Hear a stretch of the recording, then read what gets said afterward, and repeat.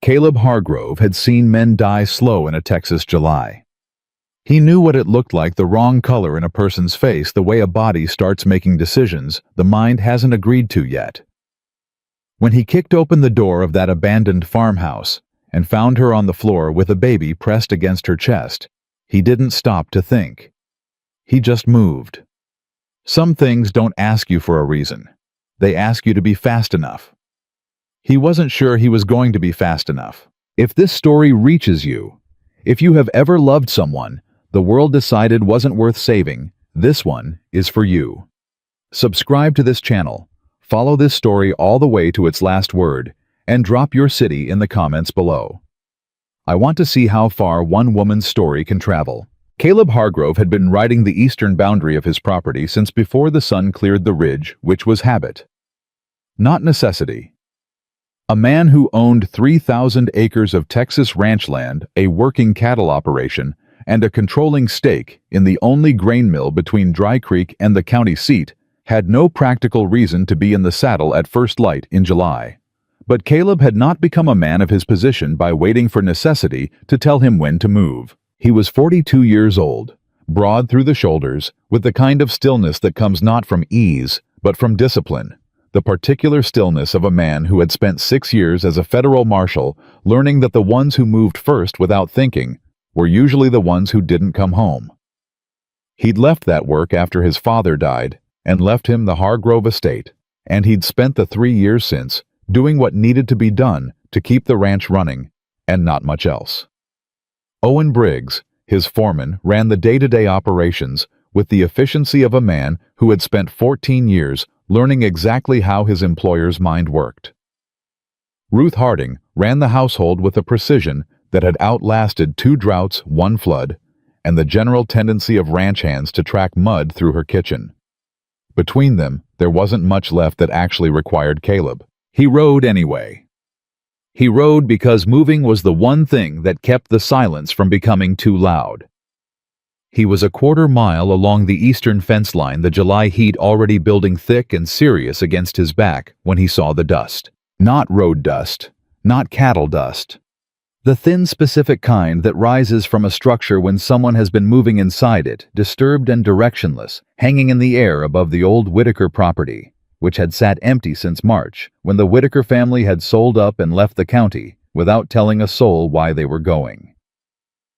Caleb pulled his horse up. The Whitaker place was a small farmhouse, 2 rooms, a well that had been going dry since the previous summer, which was part of why the Whitakers had left, or the part they'd said out loud anyway. The front porch faced the county road. The front door was closed. The shutters on the single front window were latched from inside. Caleb sat on his horse for a long moment. He had a full morning of work. Ledger review a meeting with Owen about the south pasture fence, a letter from the county land office he'd been putting off answering for a week. He rode toward the Whitaker house. The front steps had no fresh tracks on them.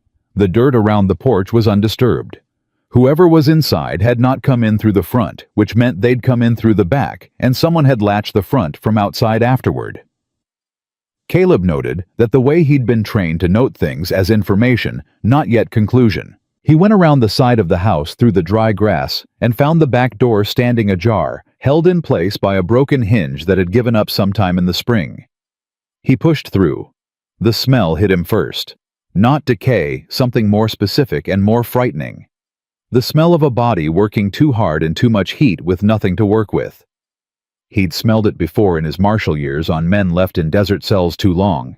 He moved fast. She was on the floor of the back room, her back against the far wall, her legs drawn up, her arms curved inward around the baby pressed against her chest. The baby was still. The woman's eyes were closed. Her face, the particular gray-white of someone whose body had been making withdrawals on reserves it didn't have for too long. Her dress, dark fabric entirely wrong for July, was soaked through. Her lips were cracked and dry. Caleb was on his knees beside her before he finished processing what he was seeing. He pressed 2 fingers to the side of the baby's neck and counted. 1 second, 2, 3. A pulse, faint, present. Okay, he said to the room, to both of them, to himself. Okay. He got the baby against his chest, tucked inside his vest where his body heat and the shade of the fabric would do something he hoped that the room hadn't been doing. He got the woman's arm across his shoulders, got her upright, got them both out of that house in a sequence of movements he could not have described afterward because he wasn't thinking in steps. He was thinking in outcomes. He put them both on his horse and rode harder than he'd ridden in 3 years. Ruth Harding had the front door open before he fully dismounted. She'd heard the horse coming in at that pace and had come out onto the porch with her hands already drying on her apron and her face set in the efficient way it got when something required more than the ordinary. "Back bedroom," she said. "What am I dealing with? Heat, dehydration. At least 2 days without water, maybe more." Caleb was already stepping down, adjusting his hold on the woman. "Baby first. She's more stable." Ruth took the baby from inside his vest without comment and went. Caleb got the woman inside, got her onto the bed, got the shutters opened partway shade, but moving air, and stood back and looked at her face in the full light of the room. She was young, 25, maybe 26.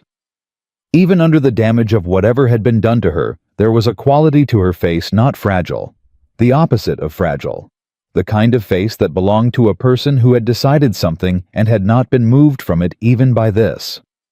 Her eyes opened, dark brown and immediate, no moment of fog, no swimming confusion. She looked at him the way a person looks when they have been waiting awake inside the stillness for something to change. "The baby," she said. Her voice was a scrape of sound barely there. "She's with my housekeeper. She's alive." He kept his voice level. "You're both going to be all right." She looked at him. Not with gratitude, not with relief, with the particular expression of a person running a fast and private calculation on whether what they've just been told is true or is simply the kindest available lie. "Who are you?" she said. "Caleb Hargrove. This is my land." Something moved through her expression. Not recognition, exactly. Something more complicated than that, and faster. "Hargrove," she said. "Yes." She closed her eyes for one breath. When she opened them, the calculation was still running. "Is there a doctor? My foreman's already writing." She blinked. Something that wasn't quite ease settled into her face, the acknowledgement of information received, not the comfort of being safe. Those were different things. She knew the difference. "What's your name?" Caleb asked. A pause. Not confusion. Decision. "Eliza," she said. "Eliza Calloway." "How long were you in that house, Eliza?" "Since Monday morning." Caleb didn't let anything show on his face. Today was Thursday. 3 days in a Texas July with a baby and no water. The Whitaker well had been going dry. Even if she'd known to try it, whatever was left at the bottom would have run out by Tuesday. "How did you get in there?" Her lips pressed together. She looked at the window, then back at him. "A man brought us," she said.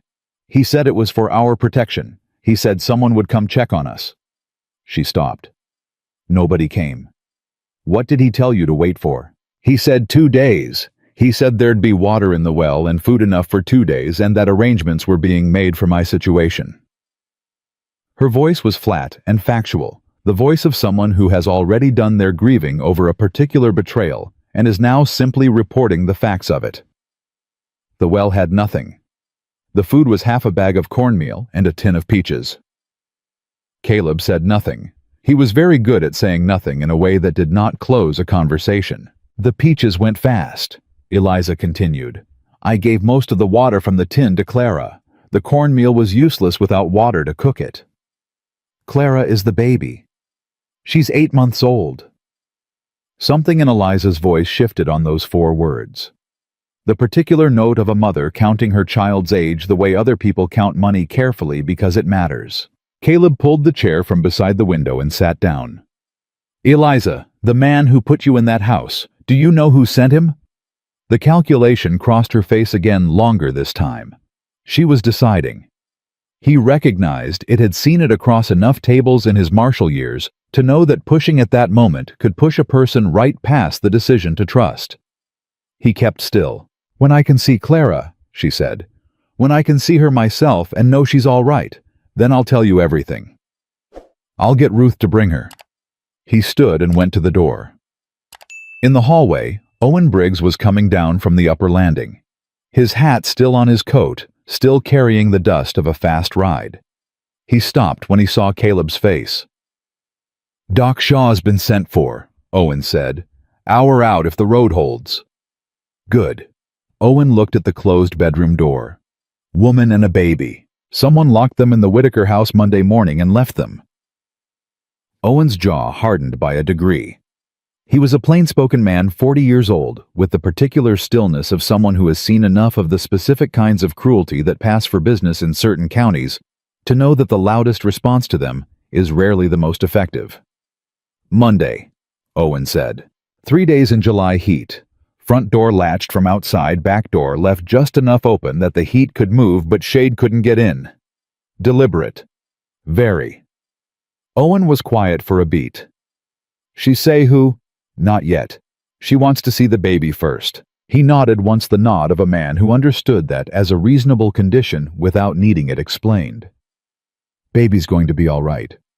Ruth's had her cooled down, and she took water from the dropper without fighting it. Breathing steadied. "Good." "Tough little thing," Owen said.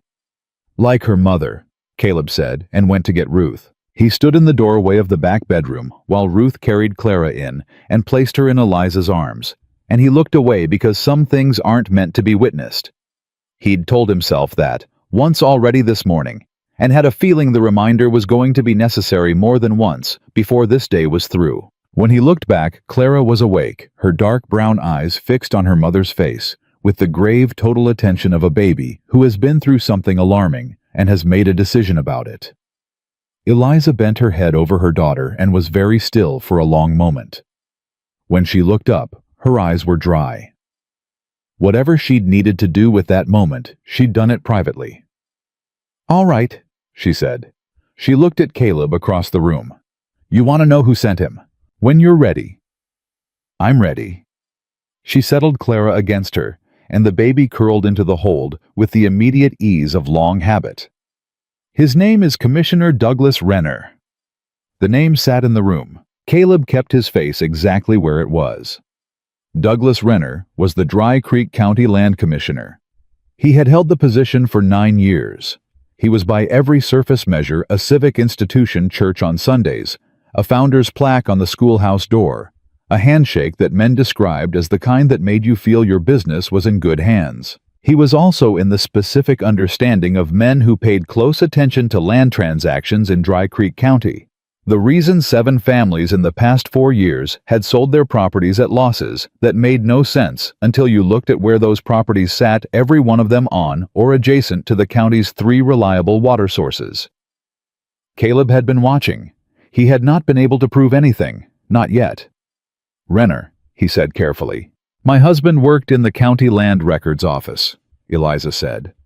Her voice had the quality of someone reciting something they have practiced not because it isn't true, but because saying it out loud is still new enough to require preparation. "His name was Thomas Calloway. He processed deed filings and transfer documents." She was looking at Clara while she spoke, her hand making slow circles on the baby's back. 4 months ago, Thomas found a discrepancy in a filing, a deed transfer from the Harmon property, 180 acres on the creek bend. She looked up. The transfer was dated 6 weeks before the authorizing committee vote.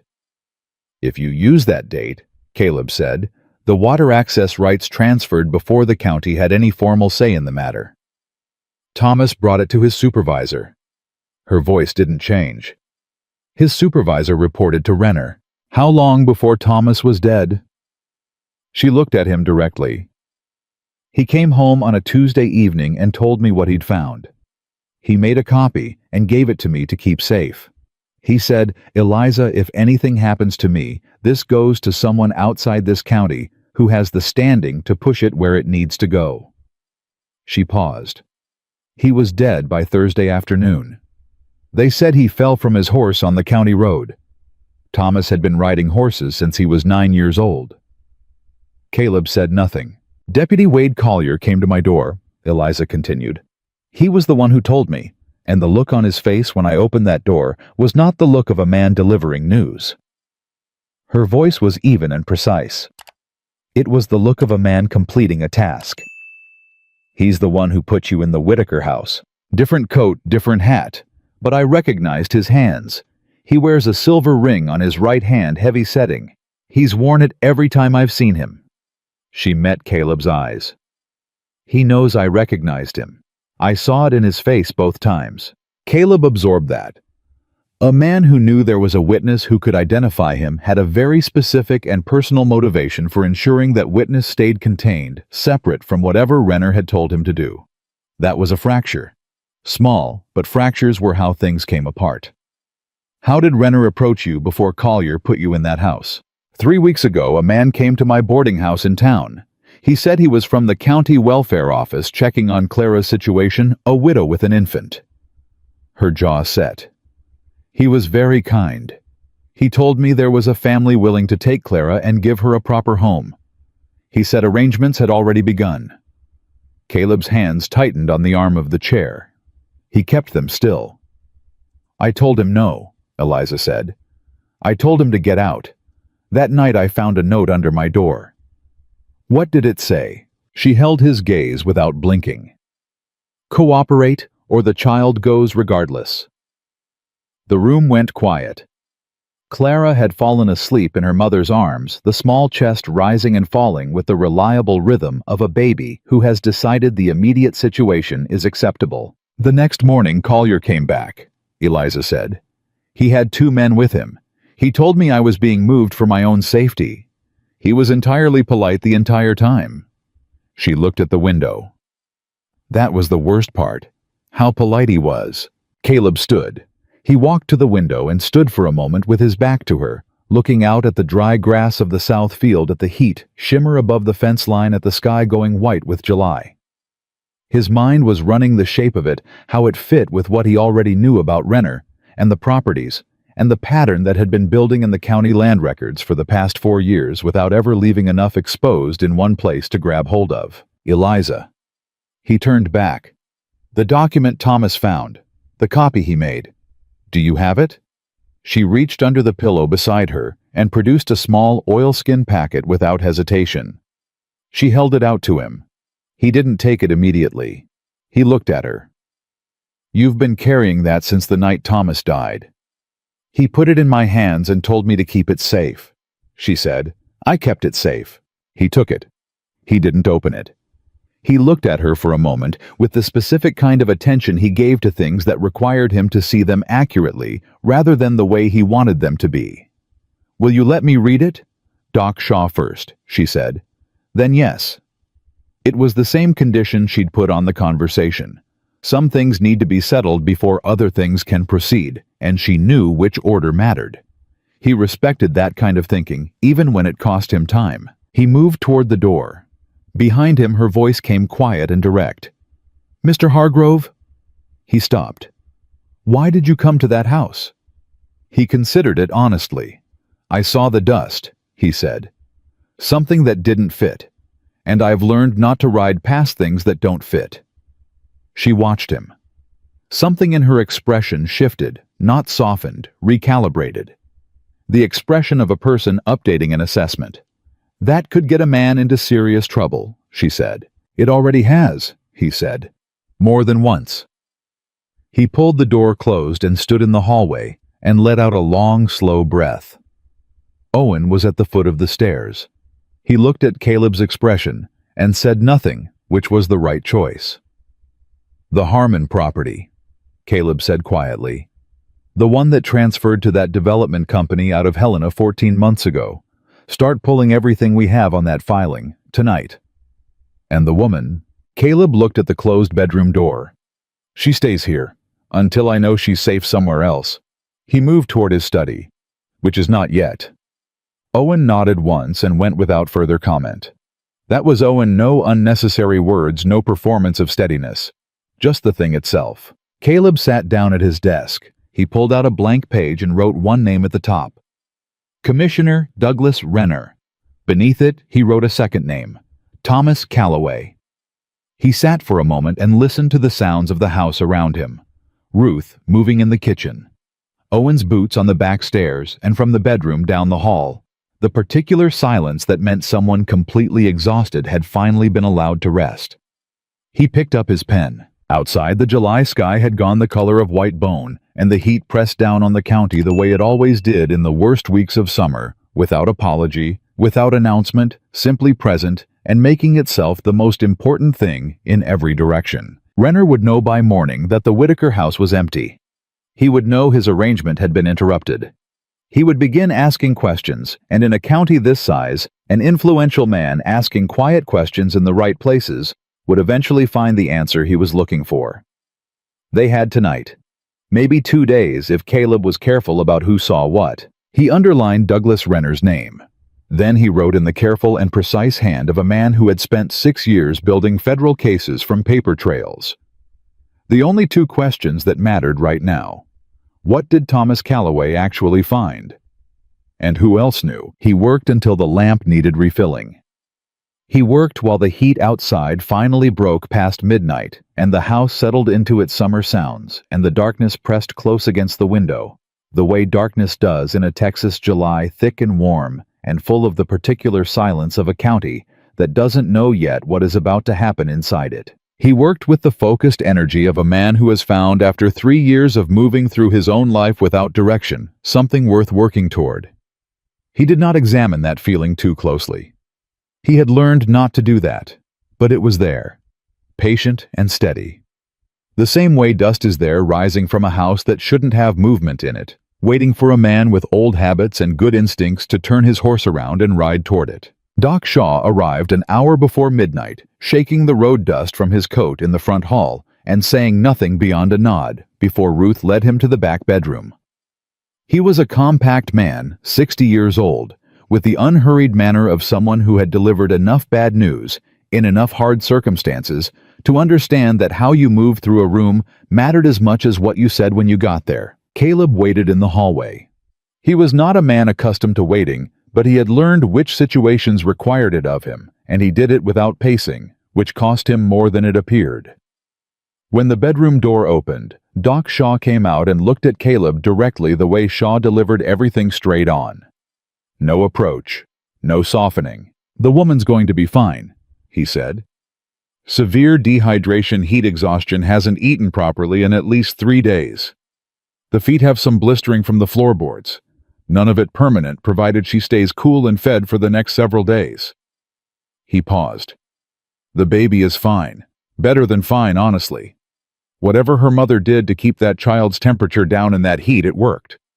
I've seen grown men in worse condition after half the time." Caleb let out a breath that he had not apparently been releasing for the past 2 hours. "She told me what happened," Shaw said. His voice shifted by a degree. "The house. The man who put them there." He looked at Caleb steadily. "I have been practicing medicine in this county for 26 years. I know the difference between a man who fell from his horse and a man who was put under one." He stopped. "Thomas Calloway did not fall from his horse." "You treated him." "I examined him afterward, at the request of the county, which I should not have agreed to, because the county wanted a result, and a result is what they got." Something moved through Shaw's face, not regret exactly. The harder thing. The recognition of a mistake too late to unmake. "I signed the death certificate as presented to me. I should not have." "Would you testify to what you actually found?" Shaw was quiet for a long moment. He was running the same calculation Caleb had watched Eliza run, what it costs against what it's worth. "Come see me in the morning," Shaw said. "Bring whatever she has. Let me read it. Then we'll talk about what I'm willing to do." He picked up his bag. "Get her to eat something before she sleeps. She'll argue. Don't let her win." He left. Caleb stood in the hallway for a moment in the quiet. Then he knocked twice on the bedroom door and waited. "Come in," Eliza said. She was sitting up, Clara asleep against her side, and she had the alert, watchful quality of a person whose mind had not stopped simply because her body had agreed to rest. She looked at him when he came in, not at his face exactly, but at what his face was carrying. "Shaw told you," she said. "He examined Thomas afterward." Caleb sat in the chair. "He knows." Something moved across Eliza's face, not surprise. Confirmation. The particular expression of a person who has known something for a long time without having anyone to say it to. Thomas was careful, she said quietly. He was the most careful man I have ever known. He didn't have enemies because he was difficult. He had one enemy because he was honest. She looked at Clara. That's the only kind of enemy worth having, he used to say. She paused. He meant it as a comfort. It didn't entirely work, but I understood what he meant. Caleb looked at the oilskin packet on the corner of the bed where he'd set it earlier. He looked at her. May I? She nodded. He unwrapped it. There were 3 documents. A deed, the Harmon deed original dated and notarized correctly. A transfer filing bearing Renner's signature and a date 6 weeks before the deed it was supposedly based on. And a single ledger page torn carefully at the margin showing cash transfers from a bank in Helena to a Dry Creek County account with initials beside each entry rather than full names. DR, Caleb said. Thomas cross-referenced the account number, Eliza said. It took him 2 weeks to do it carefully enough that no one noticed. He could only look during the noon hour when Renner's clerk went to eat. She was watching Caleb read. The transfers correspond to the dates of each property sale. Renner was paid for delivering the land. To the company receiving the transfers. Do you know its name? Meridian Land Holdings, registered out of Chicago. She held his gaze. Thomas knew the name but not the man behind it. He said he needed more time to find out. Her voice dropped by a degree. He ran out of time. Caleb set the documents on his knee and looked at the window. The darkness outside was absolute. The July heat had finally broken to something bearable, and somewhere in the distance a coyote was saying something about it. He had a paper trail. Partial, but real.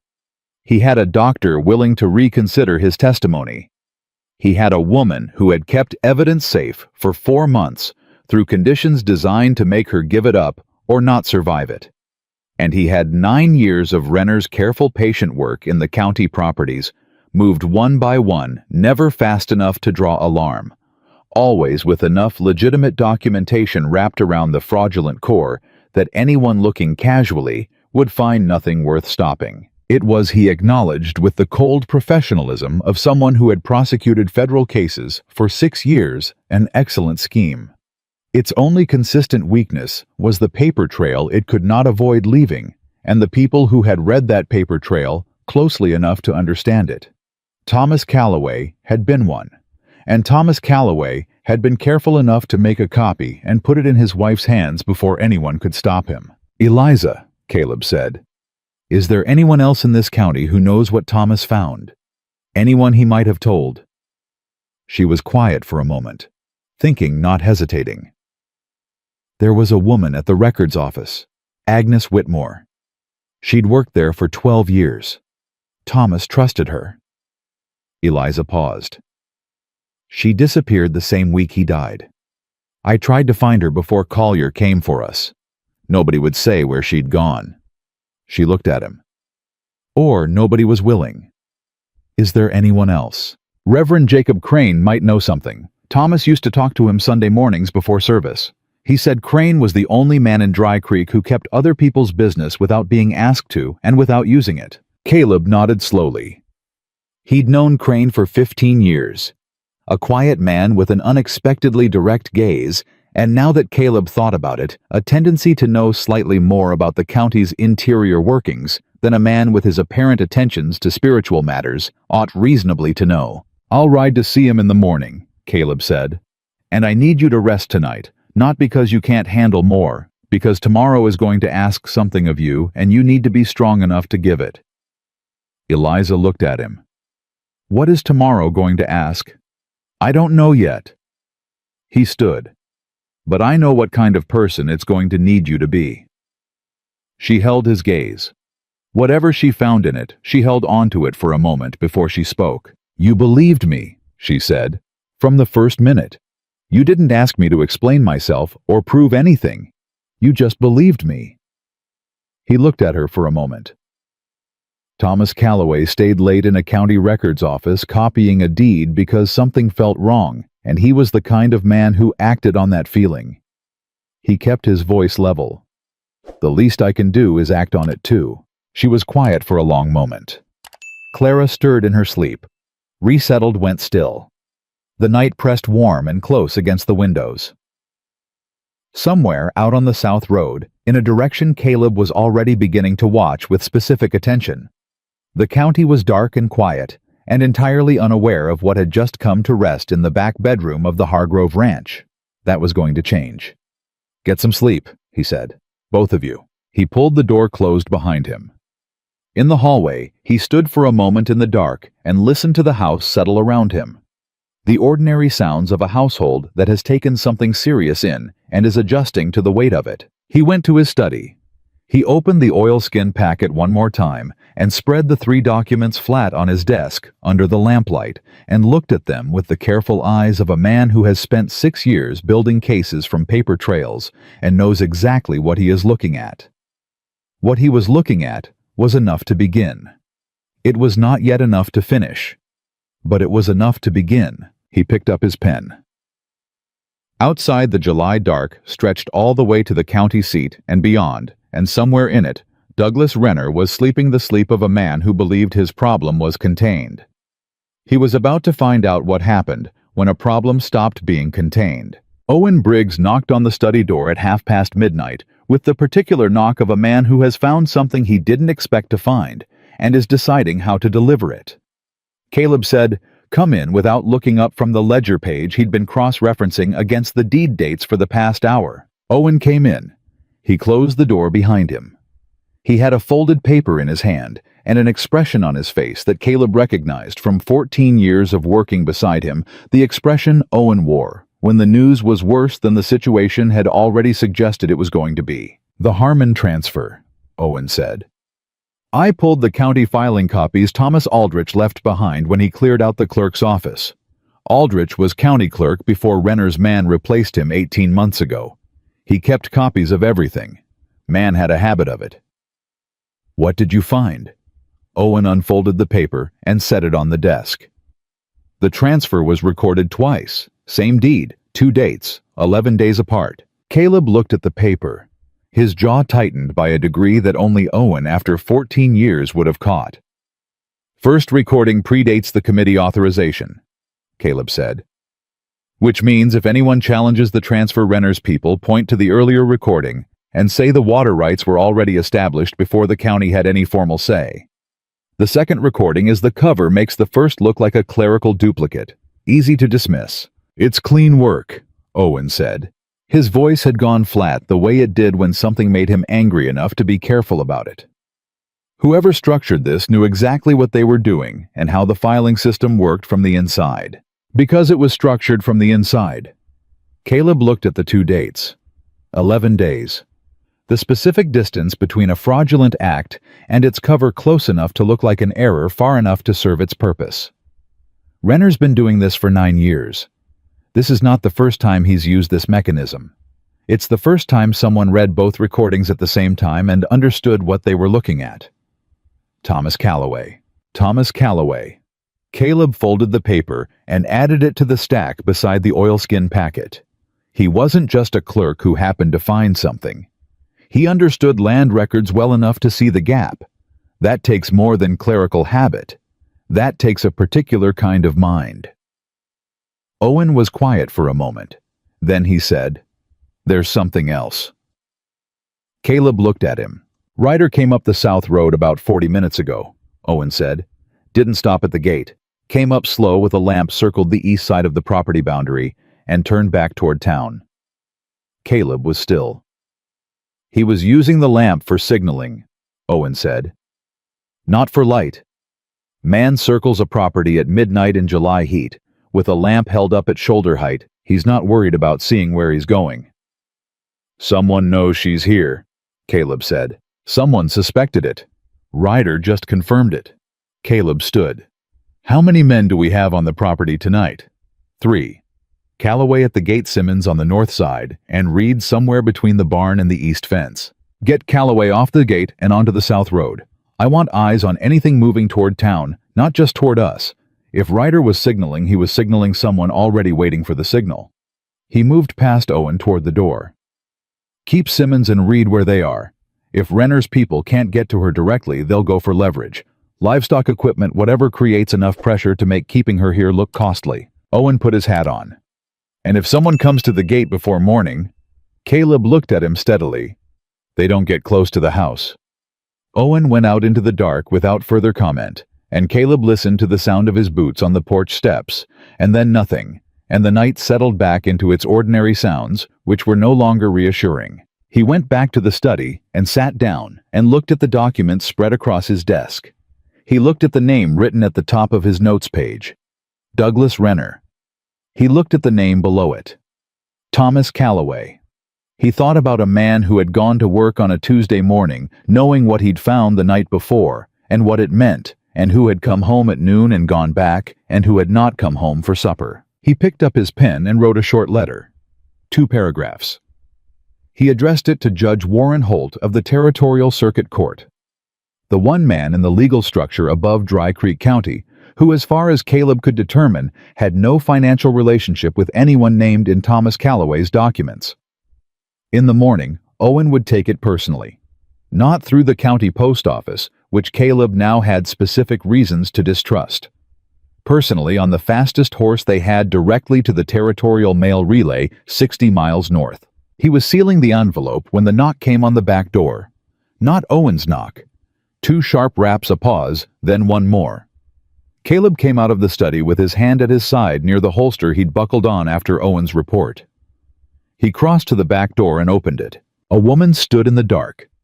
Small, perhaps 50, wearing a heavy traveling coat that was entirely wrong for July, and carrying a cloth bag against her chest with both arms, the way a person carries something they have been protecting for a long time. She was breathing hard. Her boots were caked with road dust from the knees down, which meant she had walked and walked along the backfield road, not the main path. Her eyes above the coat collar were the particular combination of frightened and resolved that Caleb had come to recognize over 6 years of marshal work as the look of a person who has done a very hard thing, because the alternative was worse. She looked at him. "Mr. Hargrove," she said. "My name is Agnes Whitmore. I worked in the county records office until 4 months ago." She held his gaze without flinching. "Thomas Calloway told me that if anything happened to him and I had no other choice, I could come here." Caleb stepped back and held the door open. She came in, and he closed the night out behind her, and Ruth appeared from the kitchen with the uncanny timing of a woman who was either always nearby or could hear through walls, and Agnes Whitmore sat down at the kitchen table and accepted a cup of water with both hands and drank half of it without speaking. Then she looked at Caleb across the table and said, "I know who is behind Meridian Land Holdings." The kitchen went very still. "Tell me," Caleb said. "His name is Sterling Vance," she said. "He is a land development financier based out of Chicago. He came through this county 2 years ago looking for acquisition targets, specifically properties with water access or mineral potential that could be purchased at suppressed prices." She wrapped both hands tighter around the cup. "Renner met with him 4 times before the arrangement was formalized. I know because I kept the appointment logs. After Thomas died, I understood what those 4 meetings meant, and I made copies of everything I could reach before they changed my office access." Caleb looked at her. "You've been in this county since Thomas died." "I've been outside of town," she said. "The Crane family let me stay in their barn. Reverend Crane has known for 2 months." She met his eyes. "He's been waiting for someone with enough standing to bring this forward. Thomas told him you were that person." Caleb was quiet for a moment. He thought about Reverend Jacob Crane, who had been in that church on the south edge of town for 20 years, who had a quality of knowing slightly more about the county's interior workings than his apparent attentions to Scripture should allow, who had apparently been running his own quiet operation against Renner's scheme for longer than anyone had realized. "What do you have?" he asked. Agnes reached into her coat and placed a small packet on the table. Similar to Eliza's oilskin wrapped carried for months in a way that had required constant deliberate protection. "Appointment logs covering all 4 Vance meetings," she said. 3 internal memoranda from Renner's office referencing Vance by name. And a separate ledger page, not the one Thomas found, a different one showing forward acquisition targets. She looked at him steadily. 6 properties, Mr. Hargrove. The Harmon land was the second. The Hargrove eastern boundary is the 5th. The silence after that had a specific quality. The kind that comes when something you have been half expecting arrives and proves to be worse than the half you imagined. "He's coming for your land," Agnes said. It wasn't a question. "The eastern boundary controls the creek access," Caleb said. He kept his voice even. "Anyone who owns it controls water rights for the entire upper county." He looked at the packet. "What's the timeline?" The memorandum references the Hargrove acquisition as Phase 5. It was written 8 months ago. They expected Phases 3 and 4 to be complete by now. She paused. Phase 4 was the Briggs family property on the South Ridge. It's still contested. Someone helped the Briggs family get their paperwork to a lawyer in the capital before the transfer could be finalized. "Reverend Crane?" Caleb said. "He's been finding ways," Agnes said. "He can't do it openly. He has a congregation of people with land and families, and if Renner connected him to active opposition, those people would suffer for it. But he's been working against this for 2 years quietly, in the ways available to him." Ruth, who had been standing at the stove with the stillness of a woman processing everything she heard, and filing it, precisely turned around. "The Crane boy came through here last September asking about our eastern boundary markers," she said to Caleb, in the tone of someone continuing a conversation that had been waiting to be finished. "Said he was doing a community survey for the church. I thought it was church business." "It wasn't church business," Caleb said. "No," Ruth agreed. "It wasn't." Caleb looked at the 2 packets on the table, Eliza's and Agnes's. He looked at the letter on his desk behind him, waiting for morning. And he did what he'd been trained to do in 6 years of federal work, which was to run the full shape of something before deciding how to move inside it. Renner had been building this for 9 years. Vance had been financing it for 2. Between them, they had compromised the county deed office, the deputy's department, likely the local postal relay, and enough of the committee structure to ensure that any internal challenge moved slowly enough to be neutralized before it reached outside jurisdiction. It was, Caleb acknowledged with the cold professionalism of someone who had spent years prosecuting federal cases, an excellent scheme. Its only consistent weakness was the people. Agnes, who had kept appointment logs out of 12 years of professional habit. Thomas, who had copied a deed at the noon hour because something felt wrong, and he was the kind of man who acted on that feeling without waiting to be certain it was safe to do so. And Eliza, who had kept what Thomas gave her through 4 months of everything Renner had thrown at her, and had walked out of that house in July heat with her daughter against her chest and the oilskin packet under her dress. "Agnes," Caleb said, "is there anyone else? Anyone with direct knowledge who hasn't been contained?" she thought. Bernard Tully. He was the committee member who authorized the Harmon transfer. He signed what they put in front of him without reading it fully. "I don't believe he's a dishonest man, just not a careful one." But afterward, when the Harmon family came to him asking how the transfer had happened, Bernard looked at his copy and realized the dates didn't match what he remembered approving. She paused. "He's been very quiet since then. Hasn't attended a committee meeting in 3 months. He's frightened," Caleb said. "He's frightened, and he knows his name is on that document," Agnes said. "Renner uses that kind of thing to keep people quiet. A man guilty of something small can be leveraged into covering something large. A man guilty of something small also has a significant incentive to cooperate with people who can limit his exposure," Caleb said. He looked at Owen, who had come in from the South Road and was standing in the kitchen doorway shaking dust from his hat. "In the morning before you ride for the territorial relay, find Bernard Tully. He'll be at the grain mill by 7. He's been going every Thursday for 15 years. Find him there, away from his house, away from anyone watching. Tell him I need to speak with him privately. Tell him I'm not interested in what he signed. I'm interested in what he knows." Owen nodded once. "And send word to Reverend Crane through whoever you trust to carry it quietly. Tell him I'd like to meet at his church the day after tomorrow before service." He paused. "Tell him Agnes is safe." Owen went to arrange it. Agnes's shoulders dropped by a degree that told Caleb she had been holding them at that height for 4 months without fully realizing it. Ruth put food in front of her. Agnes ate without argument, which told Caleb more about how long she'd been managing on her own than anything she'd said. He went to check on Eliza. She was awake. He'd been fairly certain she would be. She had the particular wakefulness of someone whose mind did not stop running simply because her body had agreed to lie down. Clara was asleep beside her, warm and entirely unconcerned with the events of the evening. Eliza looked at Caleb when he came in, and then she looked at what his expression was carrying, and she said, "What happened?" "Agnes Whitmore is in my kitchen," Caleb said.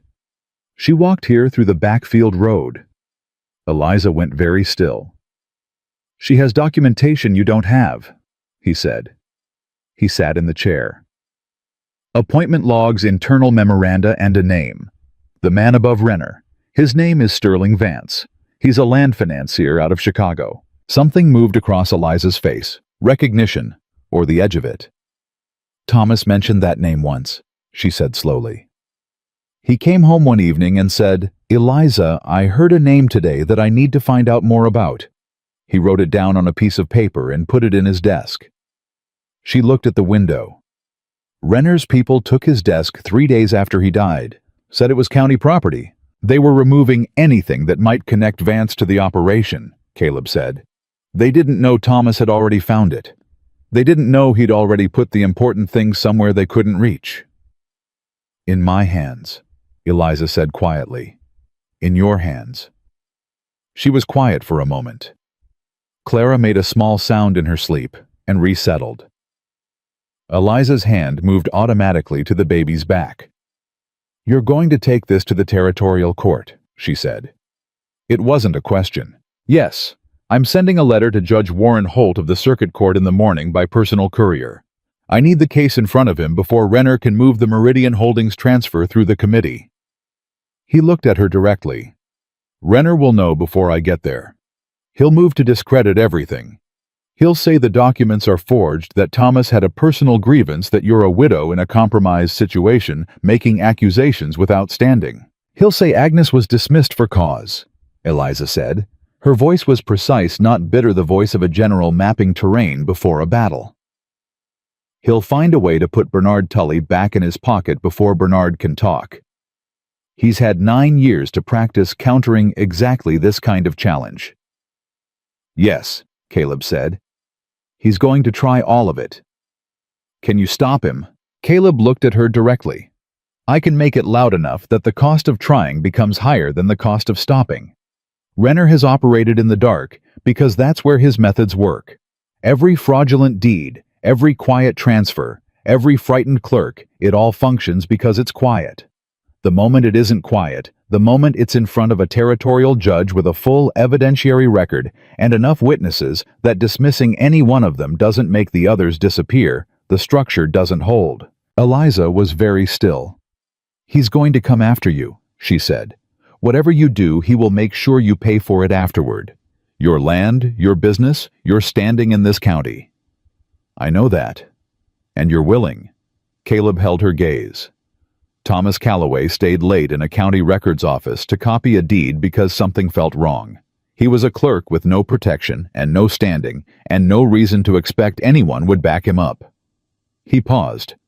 "The least I can do is back him up." She looked at him for a long time.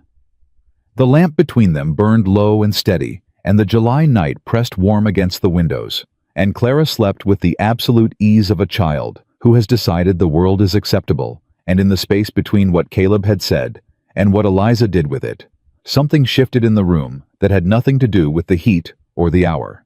"I want to be in that courtroom," she said. "When you present this, I want to be there, not just as a witness." She held his eyes. "For Thomas. He couldn't be there. So I want to be." "You will be," he said. "That's a promise." He moved toward the door. Behind him, her voice came quiet and direct. "Caleb." He turned. She only looked at him for a moment. The lamp caught the particular quality of her face, not soft, not afraid, but present in a way that cost something and gave something back in the same motion. "Thank you," she said. "Not for carrying us out of that house, for believing what we were worth carrying for." He looked at her for a moment. He thought about saying something. He didn't. He pulled the door closed and stood in the hallway and let the weight of the evening settle across his shoulders. The documents and the testimony and the letter waiting for morning, and the rider who had circled his property with a lamp. And underneath all of it, something quieter and more persistent. The way certain things are when they have decided to be present, whether you've given them permission or not. He went back to his study. He had more to write, and the night was not finished, and morning was going to ask something of all of them that none of them had fully prepared for. Owen knocked on the study door 40 minutes later, with his coat still damp from the night air, and his face carrying news before he said a word. "There's a second rider," Owen said. "Stopped at the county road junction and hasn't moved. Just sitting there with a lamp in the July dark, which means he's not resting and he's not lost." He paused. "And Calloway found boot tracks along the west side of the barn. 2 sets recent. They came up to the barn wall and turned back." "They were checking whether we have men posted," Caleb said.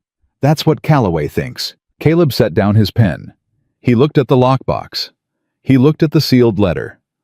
He looked at the door beyond which Eliza and Clara were sleeping, and Agnes Whitmore was sitting at the kitchen table for the first time in 4 months without running, and Doc Shaw had promised to come back in the morning, and Reverend Crane had been sent for, and Bernard Tully didn't know yet what tomorrow was going to ask of him. Renner wasn't going to give him the time he needed without pushing.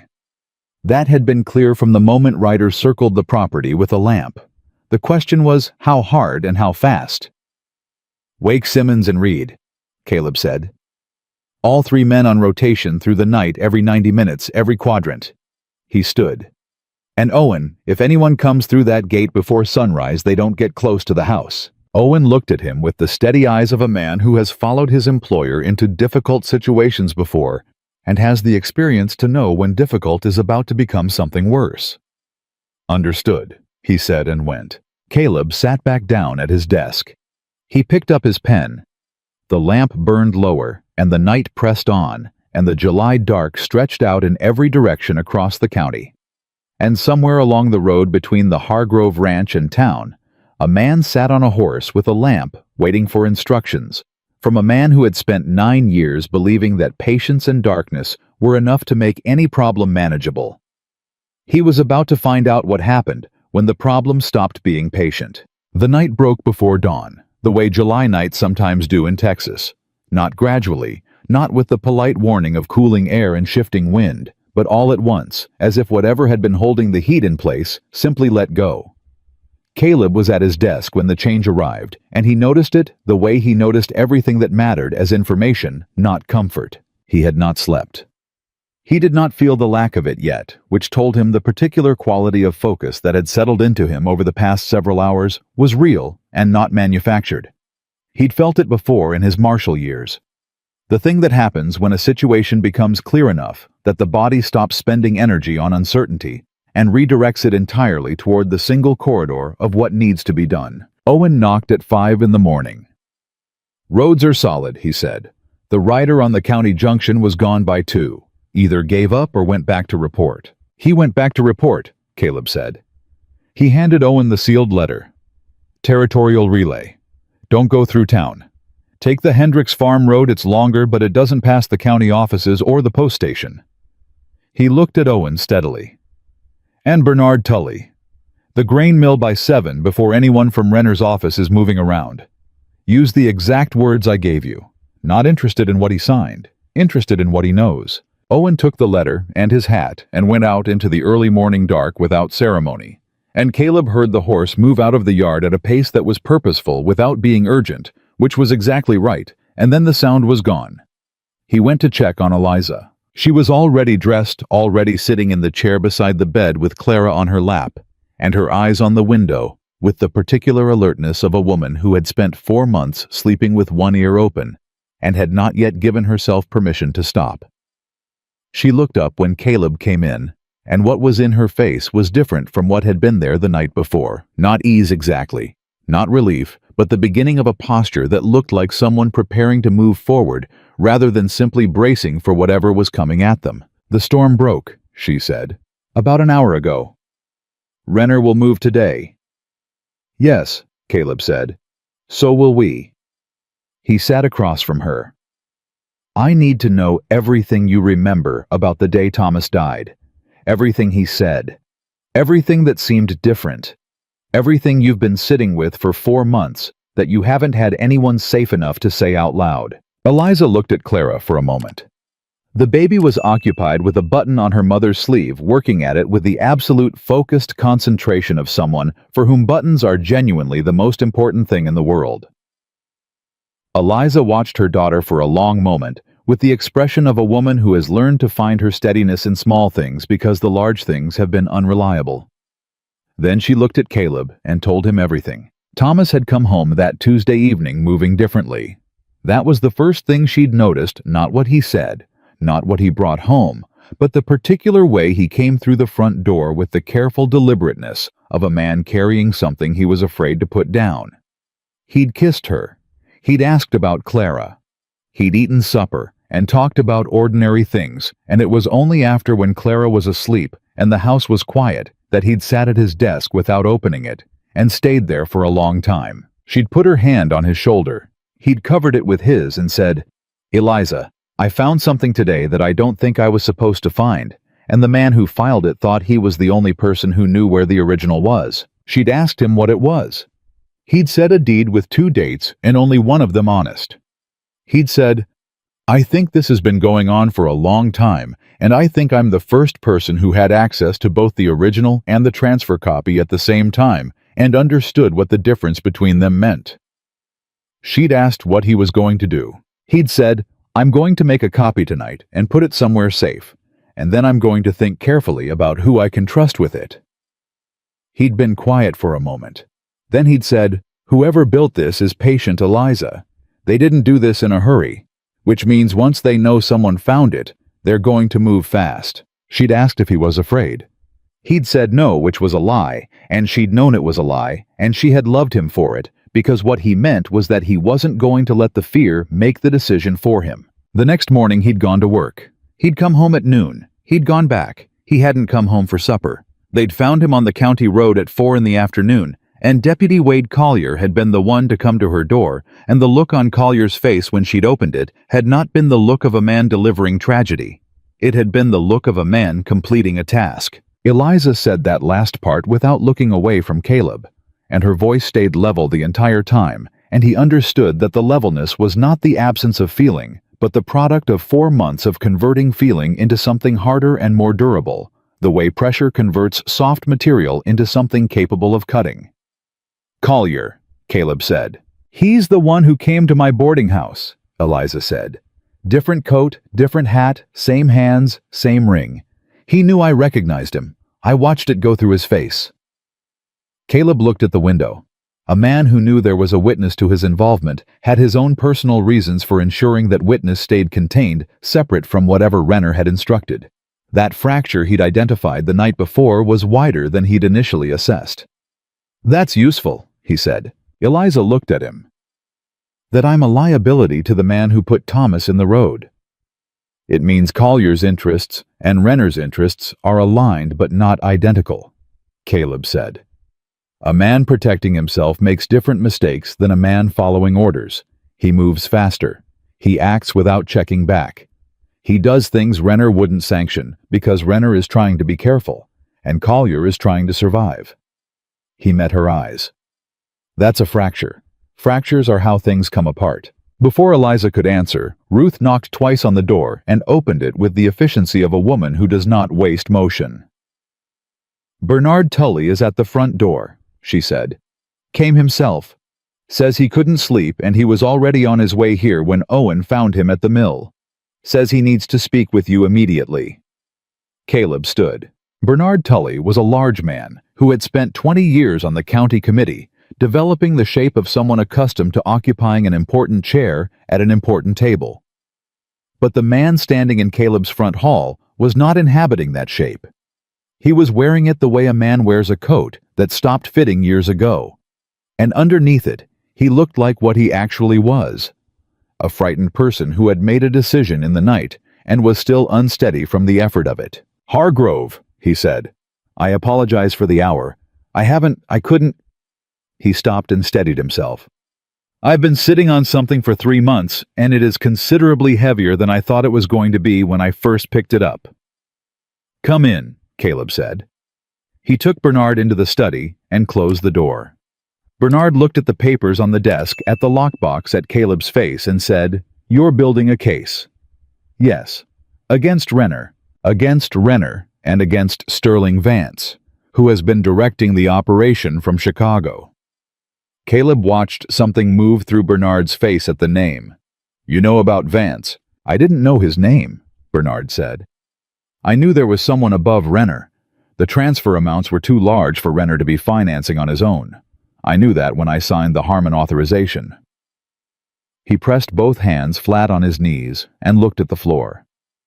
"I should have asked. I should have read it more carefully. When the Harmon family came to me afterward, and I looked at my copy and saw the dates." He stopped. "I should have come forward then." "Yes," Caleb said. "You should have." Bernard looked up, apparently surprised by the directness. "But you didn't," Caleb continued. "And that's a separate matter from what you do now. What you do now is what counts." He leaned forward.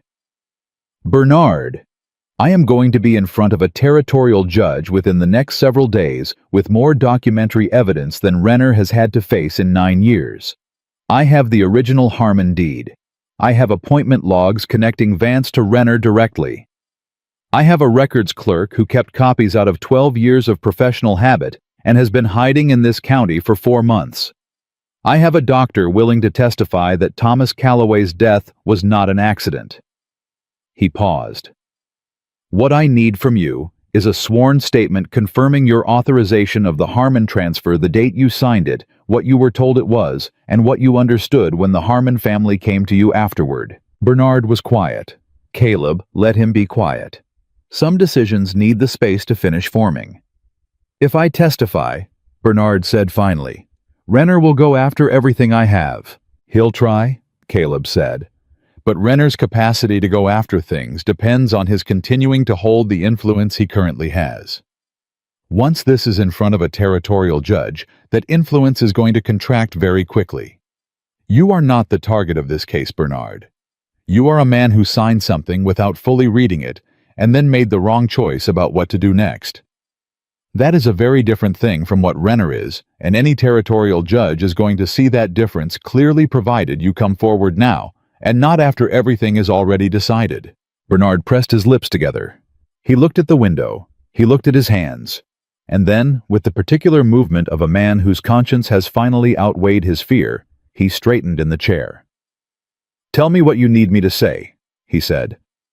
"All of it." "I'll say all of it." Caleb pulled out a blank page. It was mid-morning when Deputy Wade Collier rode up the main road to the Hargrove Ranch with 2 men behind him, and Caleb was standing on the front porch when they came. He had been expecting it since Owen reported the night rider. Renner was a methodical man. He would have spent the night deciding, and his decision would have been the one that preserved the appearance of legality as long as possible. He wouldn't send men to take Eliza by force. He would send his deputy with papers, the legal dress of authority wrapped around what was underneath it. Caleb met Collier at the porch steps.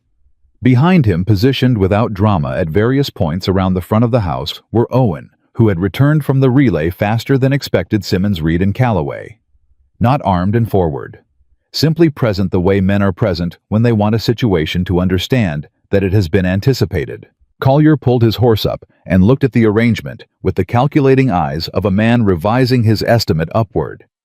He had a square jaw and a silver ring on his right hand, and an expression that had been polished into official blankness, and had something considerably less composed living underneath it. "Mr. Hargrove," Collier said, "I have a county welfare order concerning a woman and infant believed to be residing on your property, Mrs. Eliza Calloway and her daughter." He produced a paper from his coat with the smooth, practiced motion of a man who has done this particular thing many times. "The order directs that the child be placed in county protective custody pending review of the mother's fitness to provide adequate care." Caleb looked at the paper. He did not take it. "Who authorized that order?" "Commissioner Renner, acting in his capacity as..."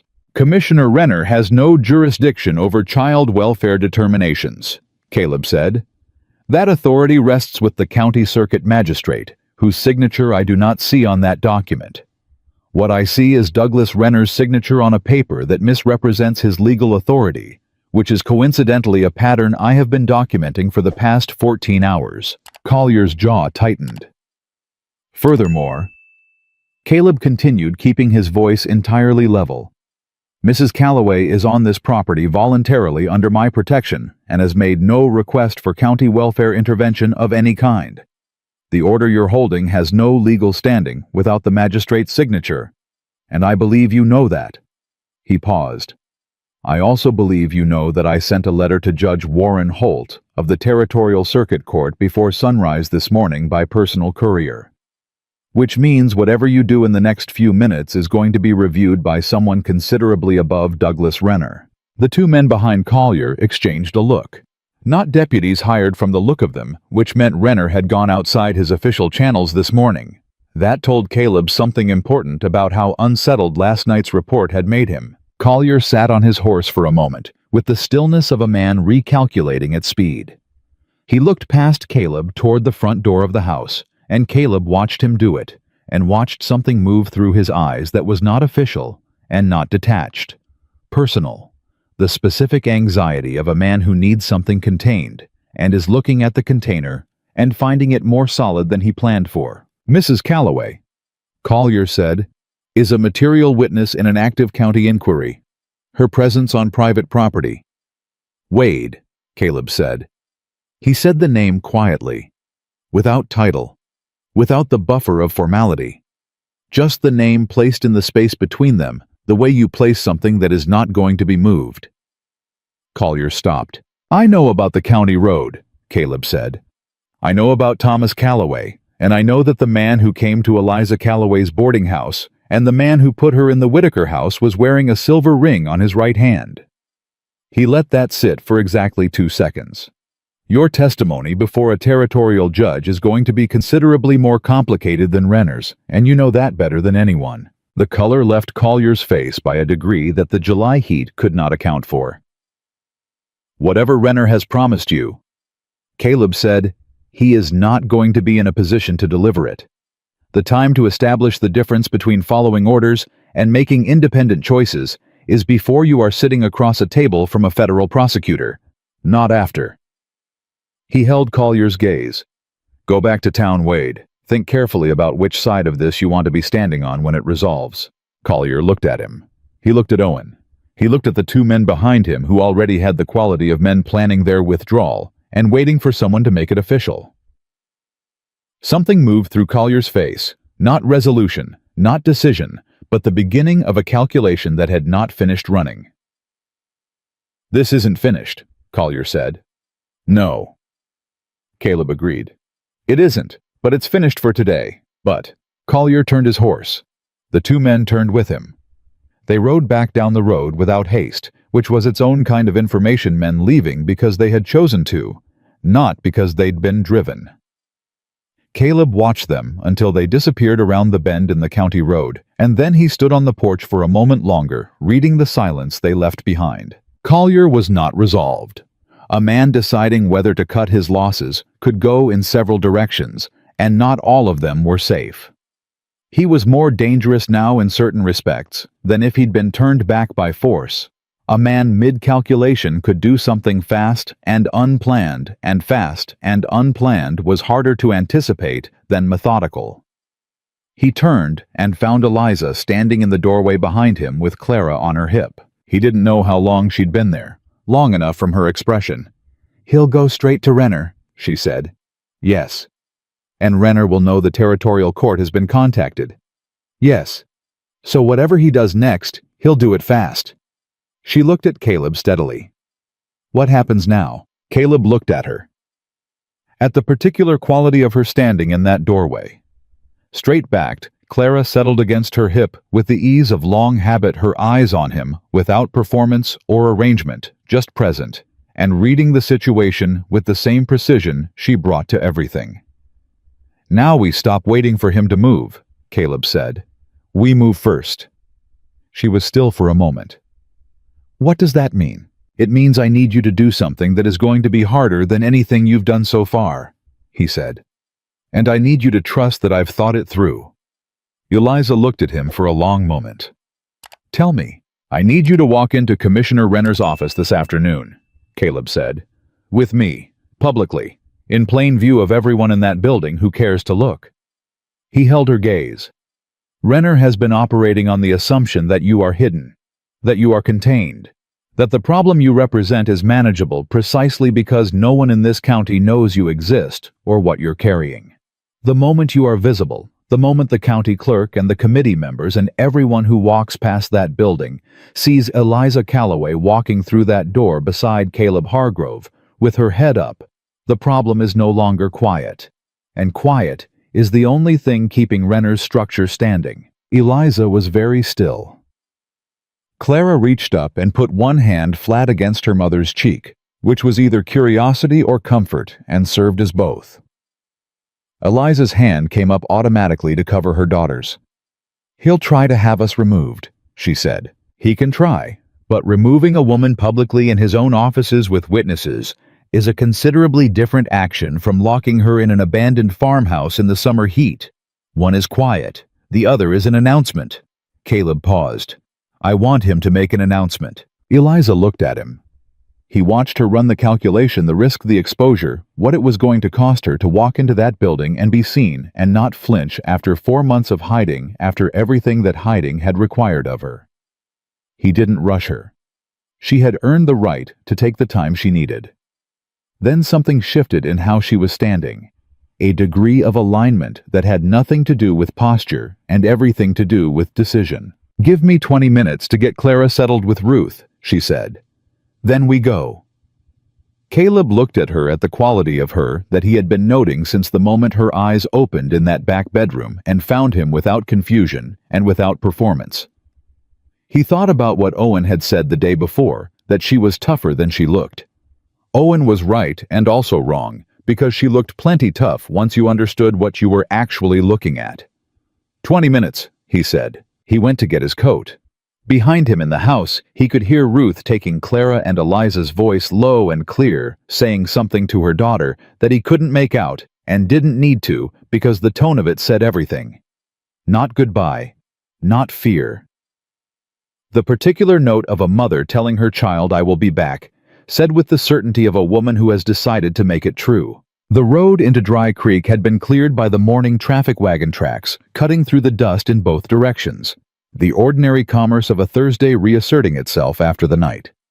Caleb drove, and Eliza sat beside him in the buckboard, straight-backed, her hands folded in her lap, with the stillness of someone who has decided that stillness is a choice and not a surrender. They didn't speak much on the ride in. What needed to be said had been said. What came next didn't require words. What Caleb was watching for, and what he found, was the moment they turned onto the main street, and the first person looked up and saw them. A woman outside the dry goods store. A man crossing from the post office toward the hardware. The particular quality of attention that moves through a small town when something has arrived that wasn't expected. Not alarm, not yet. But the quickening of notice that precedes it. He pulled up in front of the commissioner's office and helped Eliza down from the buckboard. She took his hand for exactly the time it took to step down, and no longer. And then she was standing on the boardwalk in plain view of the main street of Dry Creek, with her head up and her eyes forward. And Caleb Hargrove was standing beside her. Several people looked. He noted each one. He opened the door and they went in. Gerald Renner's outer office had 2 clerks and a row of chairs along the wall. Both clerks looked up when the door opened. The younger one recognized Caleb and stood automatically, the trained response to a man of property and standing. The older one looked at Eliza, and something moved through his face that was not simply recognition. It was the look of a man who has seen a name on documents for 4 months without expecting to see the face attached to it walk through his office door. I need to see Commissioner Renner, Caleb said. Now. Mr. Hargrove, the commissioner is in a... Now, Caleb said. Not loud, not with any performance of authority. Just the word placed firmly in the room, the way you place something heavy on a table to establish that it is not going to be moved. The older clerk went through the inner door. There was a pause of perhaps 30 seconds. Then the door opened, and the clerk came back out with the specific neutrality of a man who has been given instructions he doesn't entirely endorse. "The commissioner will see you," he said. Renner was standing when they came in. A man who stays seated when you enter is making a statement about his comfort. A man who stands is making a statement about his alertness. Douglas Renner was 60 years old, silver-haired, with the composed bearing of someone who had spent 9 years in a position of authority and had come to inhabit it completely. He looked at Caleb. He looked at Eliza. And in the half-second before his expression completed its arrangement into official cordiality, Caleb saw something real and unguarded move through his face. Not fear exactly, but the precursor to it. The moment when a man who has been certain of the shape of his situation understands that the shape has changed. "Caleb," Renner said.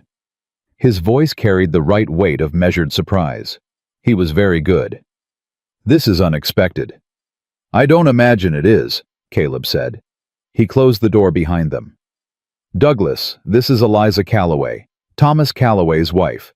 You'll recall Thomas worked in your records office until 4 months ago." "A tragedy," Renner said. His voice carried exactly the right weight of regret. "Mrs. Calloway, I was deeply sorry to hear about your husband.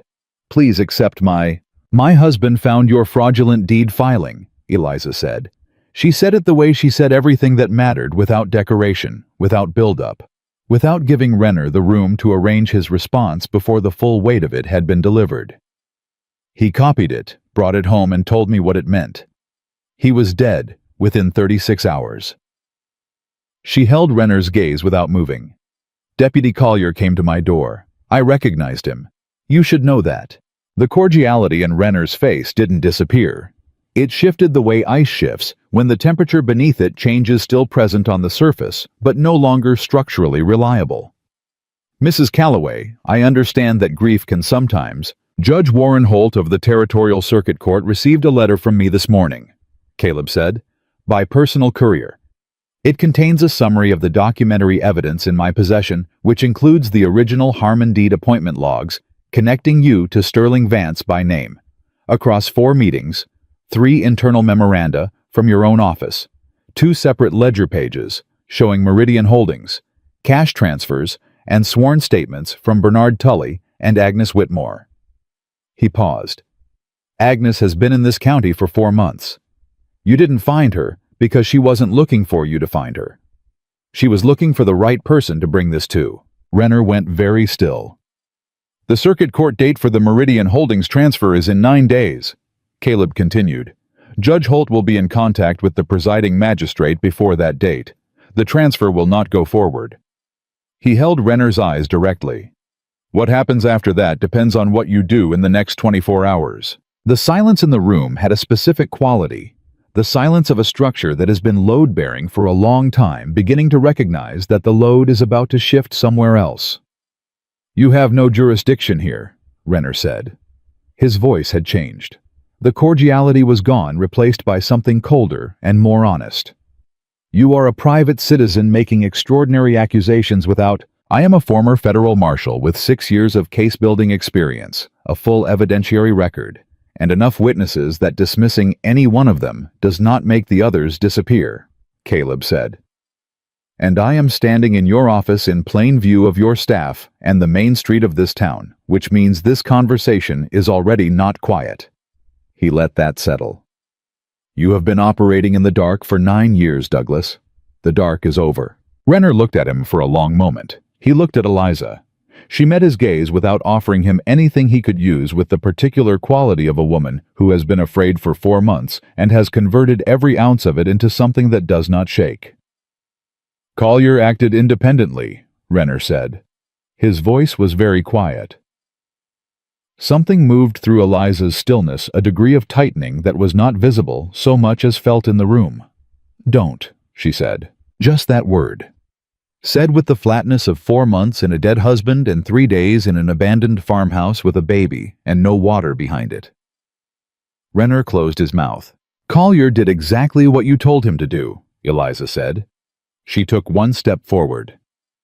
My husband spent 2 years in your records office being exactly the kind of honest man that good institutions need and corrupt ones cannot tolerate. He found one piece of what you built here, just one, and you had him killed for it. Her voice did not shake. It was the steadiest thing in the room. I am going to stand in front of a territorial judge and say every word of that, clearly, completely. And there is nothing you can do to stop me, because you already did the worst thing you could do to me, and I am still here. The room was completely silent. Renner sat down. It wasn't a performance. It was the involuntary descent of a man whose legs had quietly stopped cooperating. Caleb looked at him and felt no particular satisfaction, which was how he knew it was right. Satisfaction was the emotion of men who needed their opponents diminished. What he felt was the clean, settled quality of something moving into the position it was always supposed to occupy. The territorial court will send investigators within the week, Caleb said. When they arrive, the degree to which you cooperate with their inquiry will be the single most significant factor in determining what the next years of your life look like. He picked up his hat. I'd suggest you spend the time between now and then thinking carefully about that. He opened the door. Eliza walked through it ahead of him, back straight eyes forward, and Caleb followed her out through the outer office, where both clerks were staring at their desks with the focused intensity of men who had not heard a single word of what had just happened in the next room, which meant they had heard every word. On the boardwalk outside, the July air was dry and absolute, and the main street of Dry Creek went about its business around them with the ordinary persistence of a town that does not yet know what has just happened inside one of its buildings. It would know soon enough. Eliza stood for a moment in the heat, and Caleb stood beside her, and neither of them spoke. Collier, she said then, quiet, steady. Owen has already been to Sheriff Alcott's office with copies of the sworn statements, Caleb said. Alcott is not Renner's man. He's been waiting for something solid to move on Collier for 2 years. He looked at her. Collier will be in custody before evening. Eliza closed her eyes for exactly one breath. When she opened them, something in her face had changed. Not released, not relaxed, but reconfigured. The way a landscape looks different after the thing pressing down on it has finally been lifted. Same terrain, different quality of light on it. You planned all of this last night, she said. I planned what I could, he said. Some of it planned itself. She looked at him with an expression that was almost the beginning of something lighter. The first faint edge of it, the way the sky begins to shift before the sun actually clears the ridge. You are a difficult man to predict, Caleb Hargrove. I've been told that, he said. Generally by people who meant it as a complaint. I don't mean it as a complaint, she said. They drove back to the ranch in the late morning light, and the July heat pressed down on the county road the way it always did after 10 serious and uncompromising. But Eliza did not seem to feel it the way she had the day before. Something in her had shifted in that office, in the moment she had said what she needed to say to the man who had ordered her husband killed, and whatever that shift was. It had changed the quality of her stillness from endurance to something closer to readiness. Caleb watched the road. Eliza watched the fields. The buckboard moved through the dry heat, and neither of them felt the need to fill the quiet with anything it didn't already contain. Reverend Jacob Crane was waiting at the ranch when they returned, sitting in the front room with Ruth's coffee and the unhurried manner of a man who had been patient so long that waiting had become his natural resting posture. He was thinner than Caleb remembered from the last time he'd sat in a church pew, with a quality of sustained watchfulness about him that made considerably more sense now that Caleb understood what he'd been watching for and how long he'd been doing it without anyone to do it alongside him. He stood when they came in. He looked at Eliza, and something moved through his eyes that was recognition and relief in equal measure, the particular expression of a man who has been carrying a weight alone and has just seen the other hands reach for it. Mrs. Calloway, he said, Thomas spoke of you often. I'm deeply sorry for everything you've been through. He spoke of you too, Eliza said. He said you were the only honest man in Dry Creek who was also useful. She paused a beat. I believe he meant it as the highest possible compliment. Crane looked at her for a moment. Then he did something Caleb had not seen him do in 15 years of acquaintance, which was smile with his full face, without reservation, without the minister's careful management of expression. He was right on both counts, he said. They sat together for 2 hours. Caleb Eliza Crane and Agnes Whitmore, who came down from the guest room with the determined bearing of a woman who had been waiting for precisely this kind of meeting and was not going to miss it from politeness. And they built the structure of the territorial court presentation the way Caleb had built cases in his martial years, piece by piece, sourced and dated every weak point, identified and addressed before anyone else could find it first. Crane had more than Caleb had expected. 2 years of quiet, careful work had produced a parallel record of Renner's property manipulations that cross-referenced with everything in Eliza's and Agnes's packets and filled 3 gaps in the timeline that had been bothering Caleb since the night before the Briggs property contest. The Dunmore family's forced sale the previous spring, and a committee meeting 8 months ago, where the vote count in the official record didn't match what 6 people in that room had actually witnessed. 6 witnesses from that meeting, Caleb said. Are they still in the county? 4 of them, Crane said. The other 2 moved north, but I have letters from both of them. He produced them from his coat pocket, with the precise economy of a man who has been keeping things in careful order for a long time. I asked them to write down what they observed shortly after the meeting. I told them it was for the church historical record. Eliza looked at him. Was it? Not exclusively, Crane said with the specific serenity of a man who has made his peace with small pragmatic departures from the literal truth in service of something larger and more necessary. Agnes spread the appointment logs across the table and walked them through the 4 Vance meetings in chronological order, and what emerged from that chronology was the precise shape of how a man of Sterling Vance's position and distance had used Douglas Renner as a local mechanism, while keeping his own name entirely off every document that would ever be filed in a county court. It was careful work. It was patient work. And it had one significant flaw, which was that it had required Renner to be trusted. And Renner had trusted Collier, and Collier had trusted his own ability to manage a problem quietly, and had left a woman alive who could identify him by a ring on his right hand. That's their chain, Caleb said. He looked at the table. Vance uses Renner. Renner uses Collier. Collier executes. The further up you go, the more distance from the actual acts. The further down you go, the more exposure.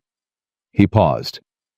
Collier knows things about Renner that Renner would prefer a territorial court never hear. And Collier is in custody, which means he has a significant incentive to talk. He'll talk, Eliza said quietly. She said it without bitterness, without satisfaction. Just information read from a man she had stood across from twice in the worst circumstances of her life, and had studied the way she studied everything completely, and without flinching. He is not a man who goes down alone, if he has any other option. Owen came in from the yard at mid-afternoon with 2 pieces of news, and the particular expression of a man who has been carrying them at different weights and is relieved to set them down. The first was that Wade Collier was in Sheriff Alcott's custody, had been since noon, and had within 2 hours of arriving there requested to speak with someone from the Territorial Prosecutor's office. The second was that Douglas Renner had not been seen in his office since shortly after Caleb and Eliza had left it. His house appeared to be empty, and his horse was gone from its stable. The room went quiet. Bernard Tully, who had arrived an hour earlier with his wife Eleanor, a composed woman who had sat down beside Eliza with the quiet solidarity of someone who has been carrying her own portion of a long wait and is finally in this crowded front room of a ranch house that had become something between a legal office and a sanctuary, allowed to put it on the table. Bernard looked up from the papers he'd been reviewing and said, "He ran." "He ran," Caleb confirmed. "How is that better than the alternative?" Bernard asked. "A man who stays and fights has lawyers and time and the machinery of his position," Caleb said. "A man who runs is telling a territorial court exactly what his own assessment of his guilt is." He looked around the room. Vance will distance himself immediately. He'll deny the Renner connection claim the Meridian Holdings arrangements were entirely legitimate, put his lawyers between himself and every document that has his name adjacent to anything Renner's done. He paused. But Collier was in those rooms. Collier heard those conversations. Collier is the direct line from the executed acts back up to the men who ordered them. And no amount of legal distance survives a credible witness who was present in the room. Agnes looked at the appointment logs on the table. "I was in those rooms too," she said, quietly, without drama. "I kept those logs. I was there for 3 of the 4 Vance meetings, not inside Renner's private office, but I heard enough through a door that wasn't as solid as Renner thought it was." She met Caleb's eyes. "I can testify to what I heard directly. That is not documentation. That is a witness." Crane looked at her with the expression of a man hearing something he hadn't known and understanding immediately what it changes. "You never told me that. You never asked the right question," Agnes said simply. Caleb looked at the room. At Agnes, with her 12 years of professional precision and 4 months of hiding and the accumulated weight of everything she had kept safe and was only now allowed to put down. At Crane, with his 2 years of quiet work and his congregation, he had been trying to protect, and his letters from witnesses who had trusted him with what they'd seen. At Bernard Tully, who had made the wrong choice once and had spent 3 months being crushed by it, and had driven himself to this house before sunrise to make a different one. At Eleanor Tully, who had known most of it, and had waited with the patience of a woman who understood her husband had to arrive at his own conscience by his own road. And at Eliza, who had not sat down since they returned from Renner's office, who was standing near the window with Clara on her hip, who was listening to all of it, with the focused attention of a woman cataloging every piece for its weight and its position, the way Thomas Calloway must have looked at documents in a county records office at noon on a Tuesday, when something didn't line up and he stayed to understand why. She caught Caleb looking at her. She did not look away. The territorial investigators arrived on Saturday. There were 3 of them sent by Judge Holt with a letter that made their authority explicit and their mandate clear. They set up in the courthouse, not the commissioner's office, not the county clerk's, the courthouse, which was its own statement about where the center of gravity in Dry Creek County had relocated. They worked through the documentation with the careful, methodical attention of people who have been given more material than they expected and have decided to use all of it. Caleb gave his testimony on Saturday afternoon. He sat across from the lead investigator, a compact and precise woman named Frances Alcott, no relation to the sheriff, and answered every question with the same economy he brought to everything that mattered. He gave her the timeline, the documents, the chain of custody, the names. He gave her 6 years of federal case-building instinct applied to everything he had assembled in the past 48 hours. When he was done, Frances Alcott looked at him across the table and said, "Mr. Hargrove, in 11 years of this work, I have rarely seen a more efficiently constructed preliminary record. You built this in less than 3 days. I had good material," he said. "Someone else did the hard work first." Frances looked at him. "Thomas Calloway." "Thomas Calloway," he said. "And his wife." Eliza gave her testimony on Sunday morning. She had asked Ruth to keep Clara for the morning, and Ruth had taken the baby without discussion, which was Ruth's way of saying she understood the significance of what was being asked and considered it worth the morning. Eliza sat across from Frances Alcott in the courthouse and answered 2 hours of questions with the same quality she brought to everything, complete, undecorated, and absolutely certain. She gave the account of the Tuesday evening in the same precise sequence she had given it to Caleb in the back bedroom of the ranch 2 nights before, and it had not changed by a word because it was not a constructed account. It was what had happened, held in exact order by a woman who had spent 4 months making sure she did not let a single detail go soft or imprecise. When it was over, Frances Alcott looked at her across the table for a long moment before she spoke. "Mrs. Calloway," she said, "in 11 years of this work, I have rarely encountered a more organized and complete evidentiary record than what your husband preserved and what you have maintained since his death. The documentation Thomas Calloway assembled, combined with what you carried out of that farmhouse, is going to be the foundation this case is built on." Eliza looked at her. "I want you to understand what that means," Frances continued. The case that put Sterling Vance in front of a federal judge, and he will be in front of a federal judge, begins with what your husband found in that records office on a Tuesday in October. Everything else follows from that. Eliza looked at her hands for a moment.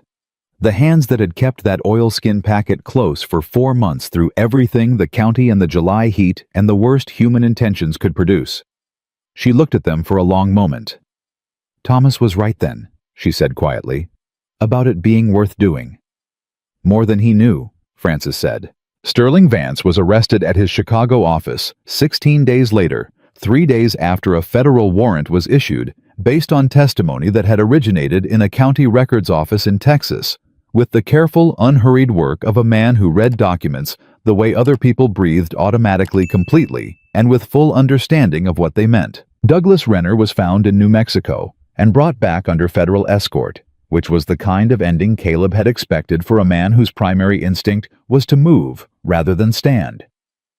Frank Collier's testimony given in exchange for a reduced charge provided enough additional detail about the scheme's specific operations that the territorial prosecutor described the resulting case as the most completely evidenced land fraud proceeding in the territory's history. The Harmon family's land was returned.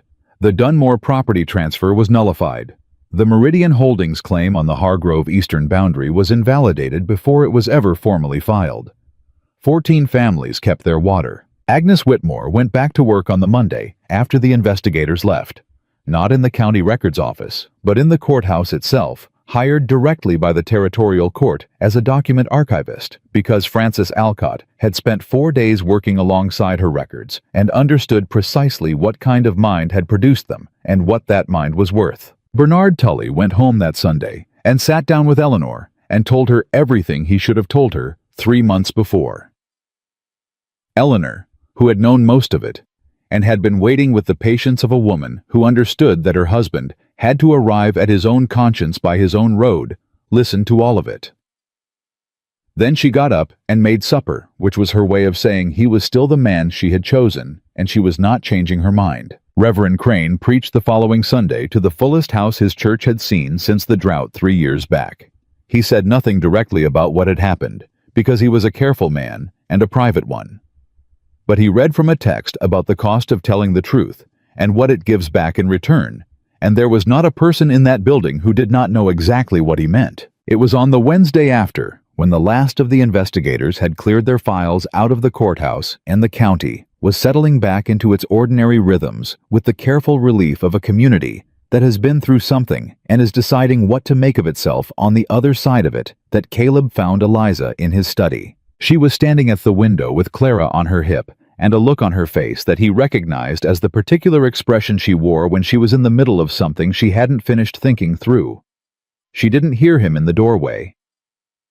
He stood there for a moment and watched her watch the yard, and he thought about the afternoon 3 weeks ago when he had first seen dust rising from the Whitaker house and had turned his horse toward it without being entirely certain why. He thought about that choice the way he'd been thinking about it repeatedly, since not with regret, not with any particular sense of drama about it, but with the quiet recognition of a man who has identified the exact moment his life made a turn that was not going to be reversed.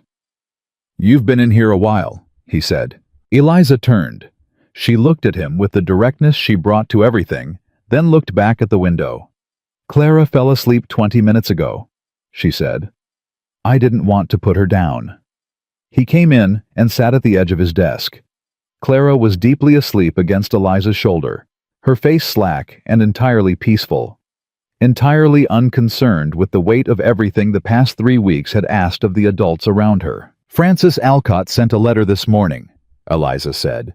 "The federal proceeding will go forward in November. She wants us both in Chicago for the opening arguments." "I know. She wrote to me as well." Eliza looked at him. "You'll come." "I told Thomas I'd back him up," Caleb said.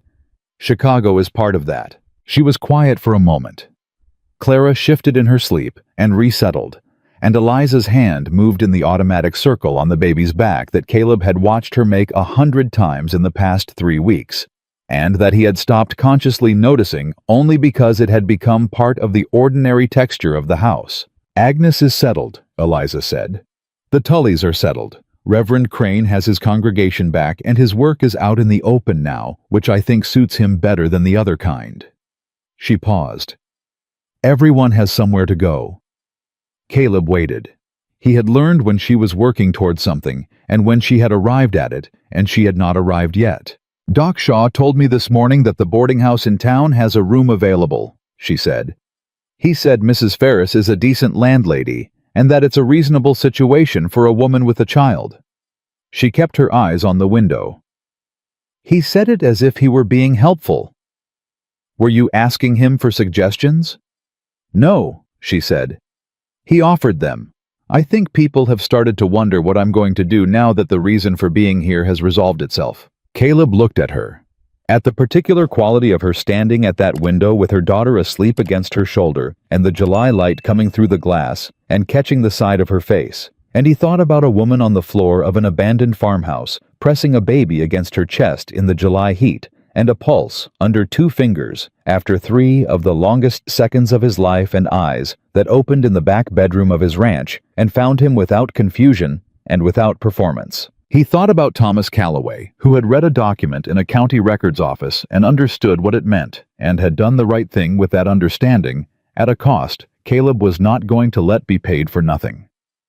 He thought about what it cost to open a door you had closed for good reasons and find out that the reasons were still good, but the closing had been a mistake. "Eliza," he said. She turned. Whatever she found in his face, she held on to it for a moment before she answered. "I know what I want to say," she said. "I'm not entirely certain it's appropriate to say it." "Say it anyway." She looked at him steadily. "I'd like to stay. After Chicago when it's finished. I'd like this to be where Clara and I are." She said it the way she said everything that mattered directly without apology, for the directness with the precise weight of what she meant, and nothing more and nothing less. "Not because I don't have other options, because this is where I want to be." Caleb looked at her for a long moment. Clara chose that moment to wake up the way babies do from absolute sleep to full presence with no interval between. She lifted her head from her mother's shoulder and looked around the room with her dark brown eyes until she found Caleb, and then she regarded him with the serious evaluating attention of a child who has been forming an opinion about someone for 3 weeks and has just confirmed it. She held out both hands in his direction. He crossed the room and took her. She settled against his chest with the immediate totality of a small person who has made a decision and considers the matter entirely closed. Eliza watched this.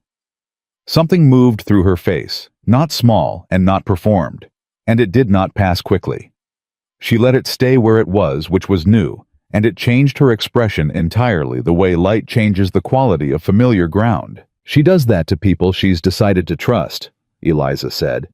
"Proceeds on that basis without any further discussion." "Seems efficient," Caleb said. "It is." She looked at him. "I learned it from her, actually. It took me longer to get there." He held Clara against his chest and looked at Eliza and thought about 9 years of a man operating in the dark, and the particular kind of people it had taken to bring that dark to an end. A records clerk who stayed late because something felt wrong. A woman who kept what he gave her through everything designed to make her let it go. A doctor who had been waiting for the right question. A minister who had been working quietly in the only ways available to him. A records keeper who had made copies out of 30 years of professional habit. A committee member who had driven himself to a ranch house before sunrise because his conscience had finally outweighed his fear. Ordinary people doing the right thing at the right moment with whatever they had available. Thomas Calloway had been one of them. He had not lived to see what his careful, honest work had built. But it had built this room this morning, these hands full, this particular quality of light on everything. "This is already where you are," Caleb said. Eliza was still for a moment. Then the thing that moved through her expression was the complete, unhurried settling of a woman who has been braced for a long time and has just been told she can stop. She did not look away. She did not arrange her face into anything. She just let it be what it was, which was the most unguarded he had seen her since the morning her eyes had opened in the back bedroom and found him and had not flinched. "Thomas would have liked you," she said. Her voice was very quiet and very certain. Caleb said nothing. He did not need to. Clara made a sound of comprehensive satisfaction and put her face against his shirt and closed her eyes with the absolute finality of a child who has decided that the most important matter of the day has been settled and she is done with it. Outside, the July heat pressed its white weight against the county, and somewhere in the direction of town, the ordinary business of Dry Creek went about itself, and the creek on the eastern boundary ran clear and cold through land that was still whole and would stay that way.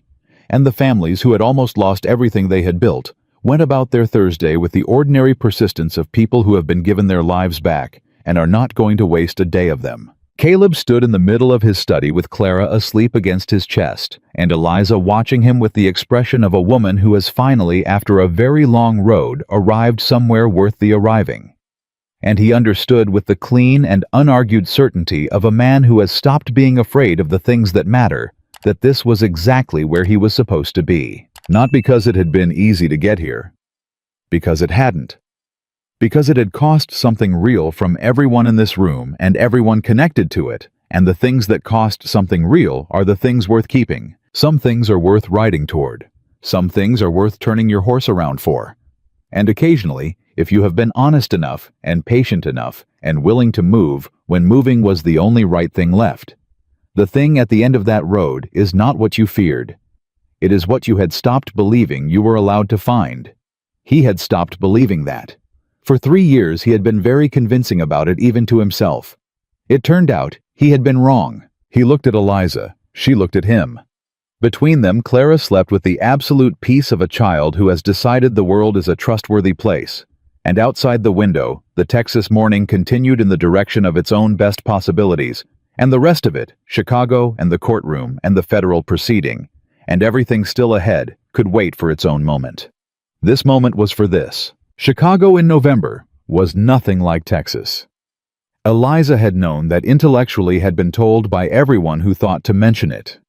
Ruth Agnes, even Doc Shaw, who had been there once for a medical conference and had described it as a city that had decided to take weather personally.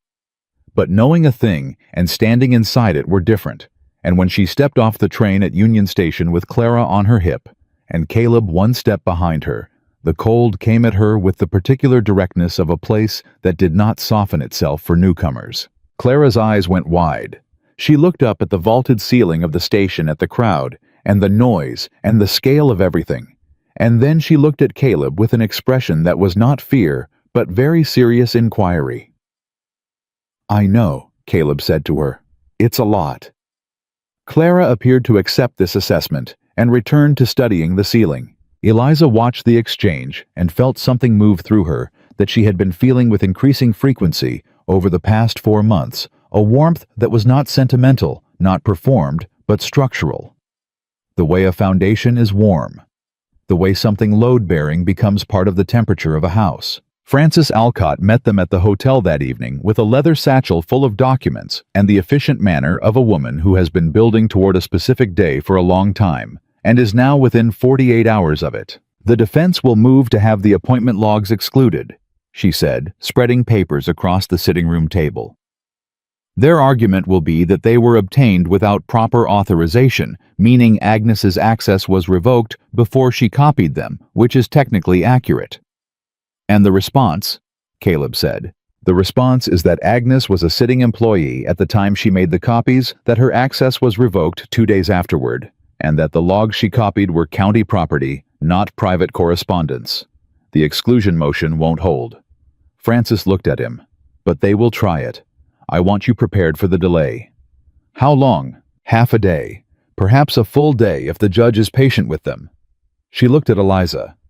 "Your testimony comes on the second day. They will attempt to establish that your account of the Tuesday evening is colored by grief, that your memory of what Thomas told you has been shaped by the events that followed, rather than the events themselves." She held Eliza's gaze directly. "They will be respectful about it. Vance's lawyers are very good, and they know that a jury does not forgive an attorney who is unkind to a widow. They can be as respectful as they like," Eliza said. "The account I give tomorrow is the same account I gave Francis in Dry Creek in August. It's the same account I gave Caleb in July. It has not changed because it is not a constructed account. It is what happened. Frances looked at her for a moment with the expression of a woman who has prepared witnesses for 11 years and has just been reminded that some witnesses do not require preparation. "I know," she said. "I wanted to make certain you knew what was coming." "I know what's coming," Eliza said. "I've known what was coming since the night Thomas put that packet in my hands." Frances nodded once. She gathered her papers with the efficiency she brought to everything. At the door she paused and looked back at both of them. "Thomas Calloway was a meticulous man," she said. "The annotations in the margins of that deed copy the cross-references, the dated notations of when and how he accessed each document. They are the work of someone who understood exactly what he was building and built it to last." She paused. "He did not get to see it used, but he built it to be used. That is going to be visible to everyone in that courtroom tomorrow." She left. The room went quiet. Eliza stood at the window with Clara asleep in the portable crib Ruth had insisted on packing and which had taken up most of the available space in the second trunk. The city outside was dark and large and entirely indifferent to what was going to happen in a federal courtroom the next morning, and she found she did not mind its indifference. Indifference from the large and impersonal was not the same as indifference from people who knew you and chose not to see you. She had lived through the second kind. The first was simply weather. "You should sleep," Caleb said. He was still at the table, reviewing the order of evidence with the focused attention he brought to anything that required precision. "I will." She didn't move from the window. "I was thinking about Thomas." Caleb set down the paper he was holding. "He would have been extraordinary in that courtroom," she said. "He would have been able to explain every document from the inside, not just what it said, but what it meant, how the filing system worked, why the duplication was significant, what someone would have had to know to structure it the way it was structured." She watched the city lights below. He had that quality. He could make something complicated feel completely clear.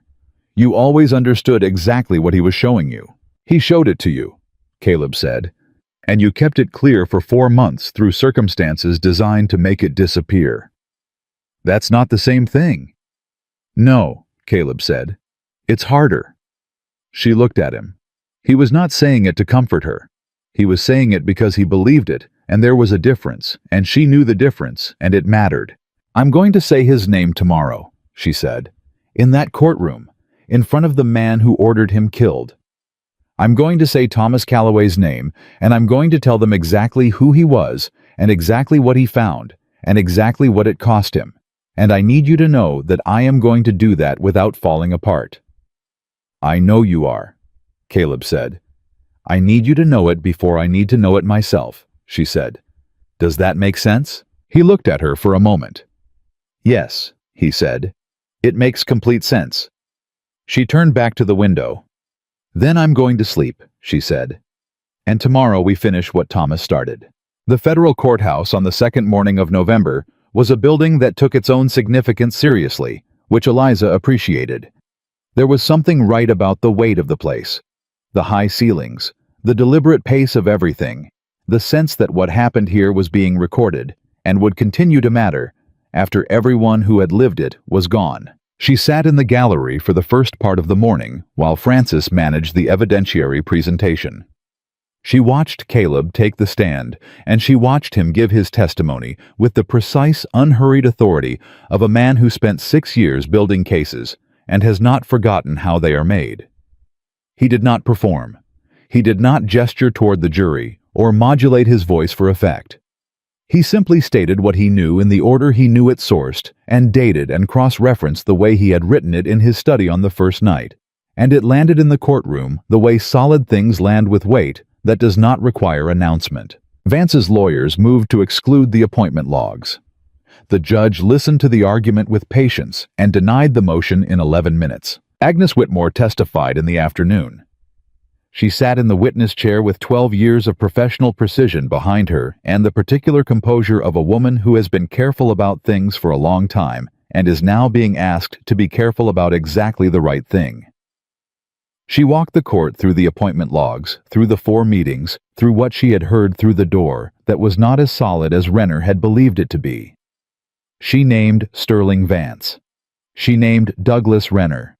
She named the dates and the durations and the specific language she had heard, because she had written it down the same day she heard it out of 30 years of professional habit, because that was what she did with things that seemed important. Vance's lawyers cross-examined her for 90 minutes. She did not change a single detail. She did not become flustered, or uncertain, or apologetic. She simply continued to be accurate, which was, as it turned out, entirely sufficient. Eliza took the stand on the second morning. She had worn the same dress she'd worn into Renner's office in Dry Creek, not for sentiment, but because it was the right dress for the work, and she was practical about things like that. She had left Clara with Caleb in the gallery, and as she walked to the witness chair, she did not look at the gallery, did not look at Vance at the defense table, did not look anywhere except at the chair she was walking toward, because she had learned a long time ago that the surest way to get somewhere was to look at the destination, and not at the distance. Francis led her through it from the beginning. The Tuesday evening. Thomas coming through the door, moving differently. His hand over hers, his voice saying, "Eliza, I found something today that I don't think I was supposed to find. The copy he made. The oilskin packet he put in her hands. The words he said. If anything happens to me, this goes to someone outside this county who has the standing to push it where it needs to go." She said all of it clearly. She said it in the same sequence and with the same words she had been using since July, because it was what had happened, and it did not require any other arrangement. Then Francis asked her the question Eliza had known was coming. "Mrs. Calloway, can you describe what Deputy Collier's expression was when he came to your door to inform you of your husband's death?" Eliza looked at the jury. She had been told to look at the jury when the answers mattered most because juries were made of people, and people needed to see your face to believe what your voice was telling them. "It was not the expression of a man delivering news," she said. "It was the expression of a man completing a task." The courtroom was very quiet, and when Deputy Collier came to your boarding house with the welfare order concerning your daughter, Francis said, "What was the quality of his manner?"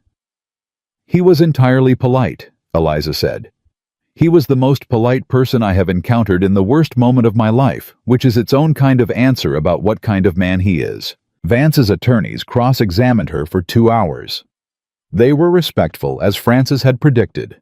They suggested carefully that her account of the Tuesday evening had been shaped by subsequent events. They suggested gently that a grieving widow with an infant might interpret a man's expression through the lens of what she had already decided to believe. Eliza waded through each suggestion with the patience of a woman who has spent 4 months developing patience as a survival skill. And then she answered each one the same way clearly, without heat, without the defensive urgency of someone constructing a defense, and without the careful hesitation of someone uncertain of what they know. "Mrs. Calloway?" the defense attorney said finally. "Isn't it possible that what you perceived as the expression of a man completing a task was simply the professional manner of a law enforcement officer delivering difficult news?" Eliza looked at him. "Deputy Collier has since provided a full account of his role in the events surrounding my husband's death to the Territorial Prosecutor's Office," she said. "I would suggest that account is more relevant to your question than my perception." The attorney paused. He looked at his notes. He looked at Vance. He looked back at Eliza with the expression of a man who has just understood that the witness in front of him has been 3 steps ahead of this line of questioning since before he started it. "No further questions," he said. Frances Alcott stood. "The prosecution rests," she said. Sterling Vance was convicted on all 11 counts on a Friday afternoon in early November, and the verdict was delivered by a jury that deliberated for 4 hours, which Frances said afterward was fast enough to be emphatic and long enough to be thorough. Douglas Renner, who had entered a cooperative agreement with the federal prosecutor in exchange for a reduced charge, was sentenced 2 weeks later. Wade Collier's sentence reflected the weight of his cooperation and the heavier weight of what he had cooperated with. The Harmon family's attorney sent a letter to Caleb 3 days after the verdict, which he read at his desk in the Chicago hotel room and then handed across the table to Eliza without comment. She read it. Then she read it again.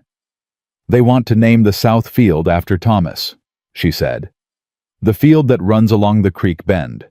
The one the water rights were about. I know. They said it was his work that saved it.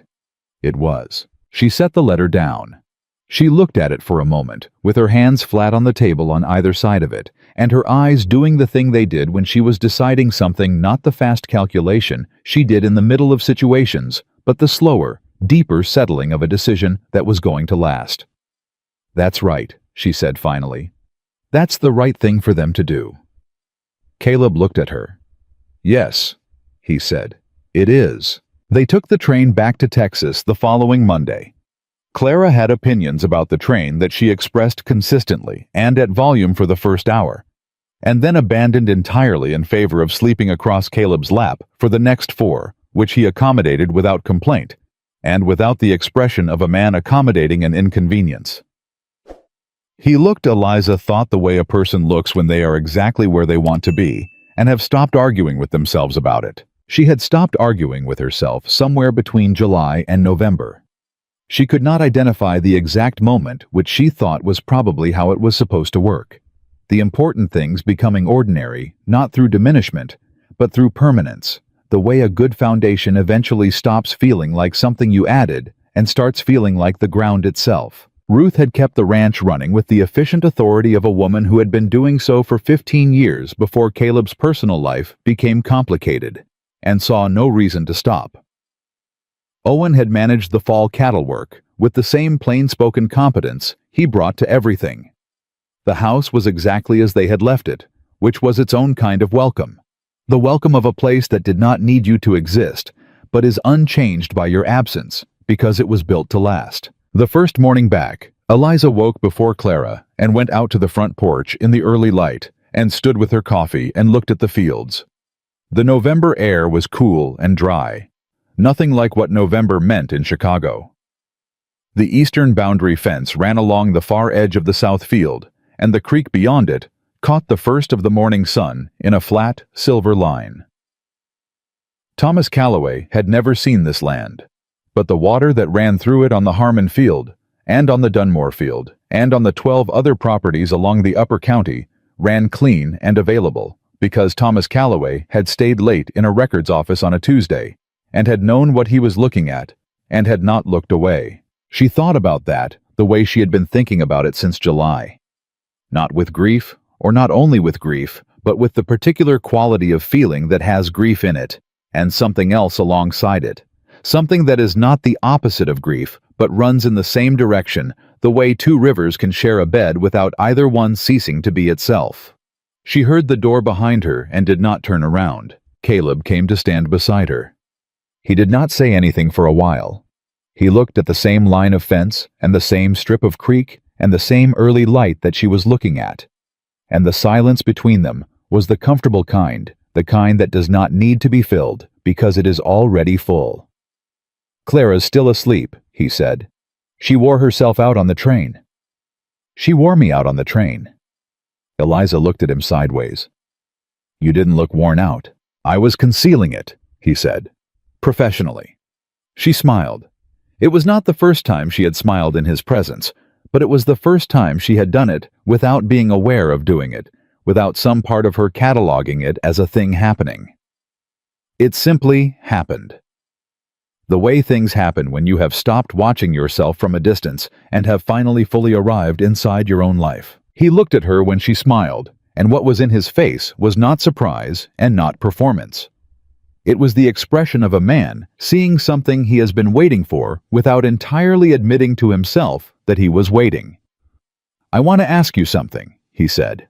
"All right." He looked at the creek line for a moment. Caleb Hargrove was not a man who approached important things sideways, but he was a man who made sure of his footing before he moved, and she had learned the difference between hesitation and care. This was care. "I know what you said in the study," he said, "in August, that you wanted to stay, that this was where you wanted to be." "I remember saying it. I want to know if you still mean it," he said. "Not because I have any doubt, but because you've earned the right to be asked directly, clearly, in a way that gives you the full room to answer however you need to answer." She looked at him. He was looking back at her with the same quality he'd had since the first morning, direct, undecorated, making no assumptions about what she was going to say, and not moving to fill the space before she filled it herself. "I still mean it," she said. "I mean it more than I did in August, which I did not think was possible in August." He was quiet for a moment. "Then I want to ask you something more than that." "Ask it." "Eliza Calloway," he said, "I would like you to be my wife. Not because you need the protection of it, and not because Clara needs the stability of it, though I intend to provide both. Because this house has been mine for 3 years, and it has been a house, and since July it has been something else, and the something else is you, and I do not want to imagine going back to what it was before."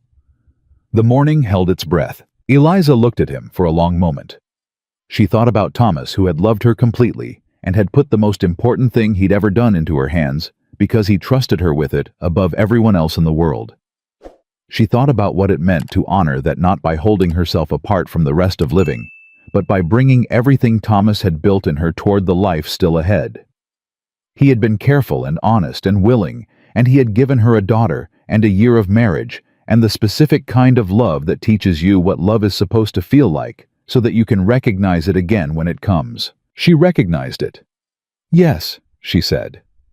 Clear and simple, and without qualification, the way she said everything that was true. "Yes, Caleb, I will."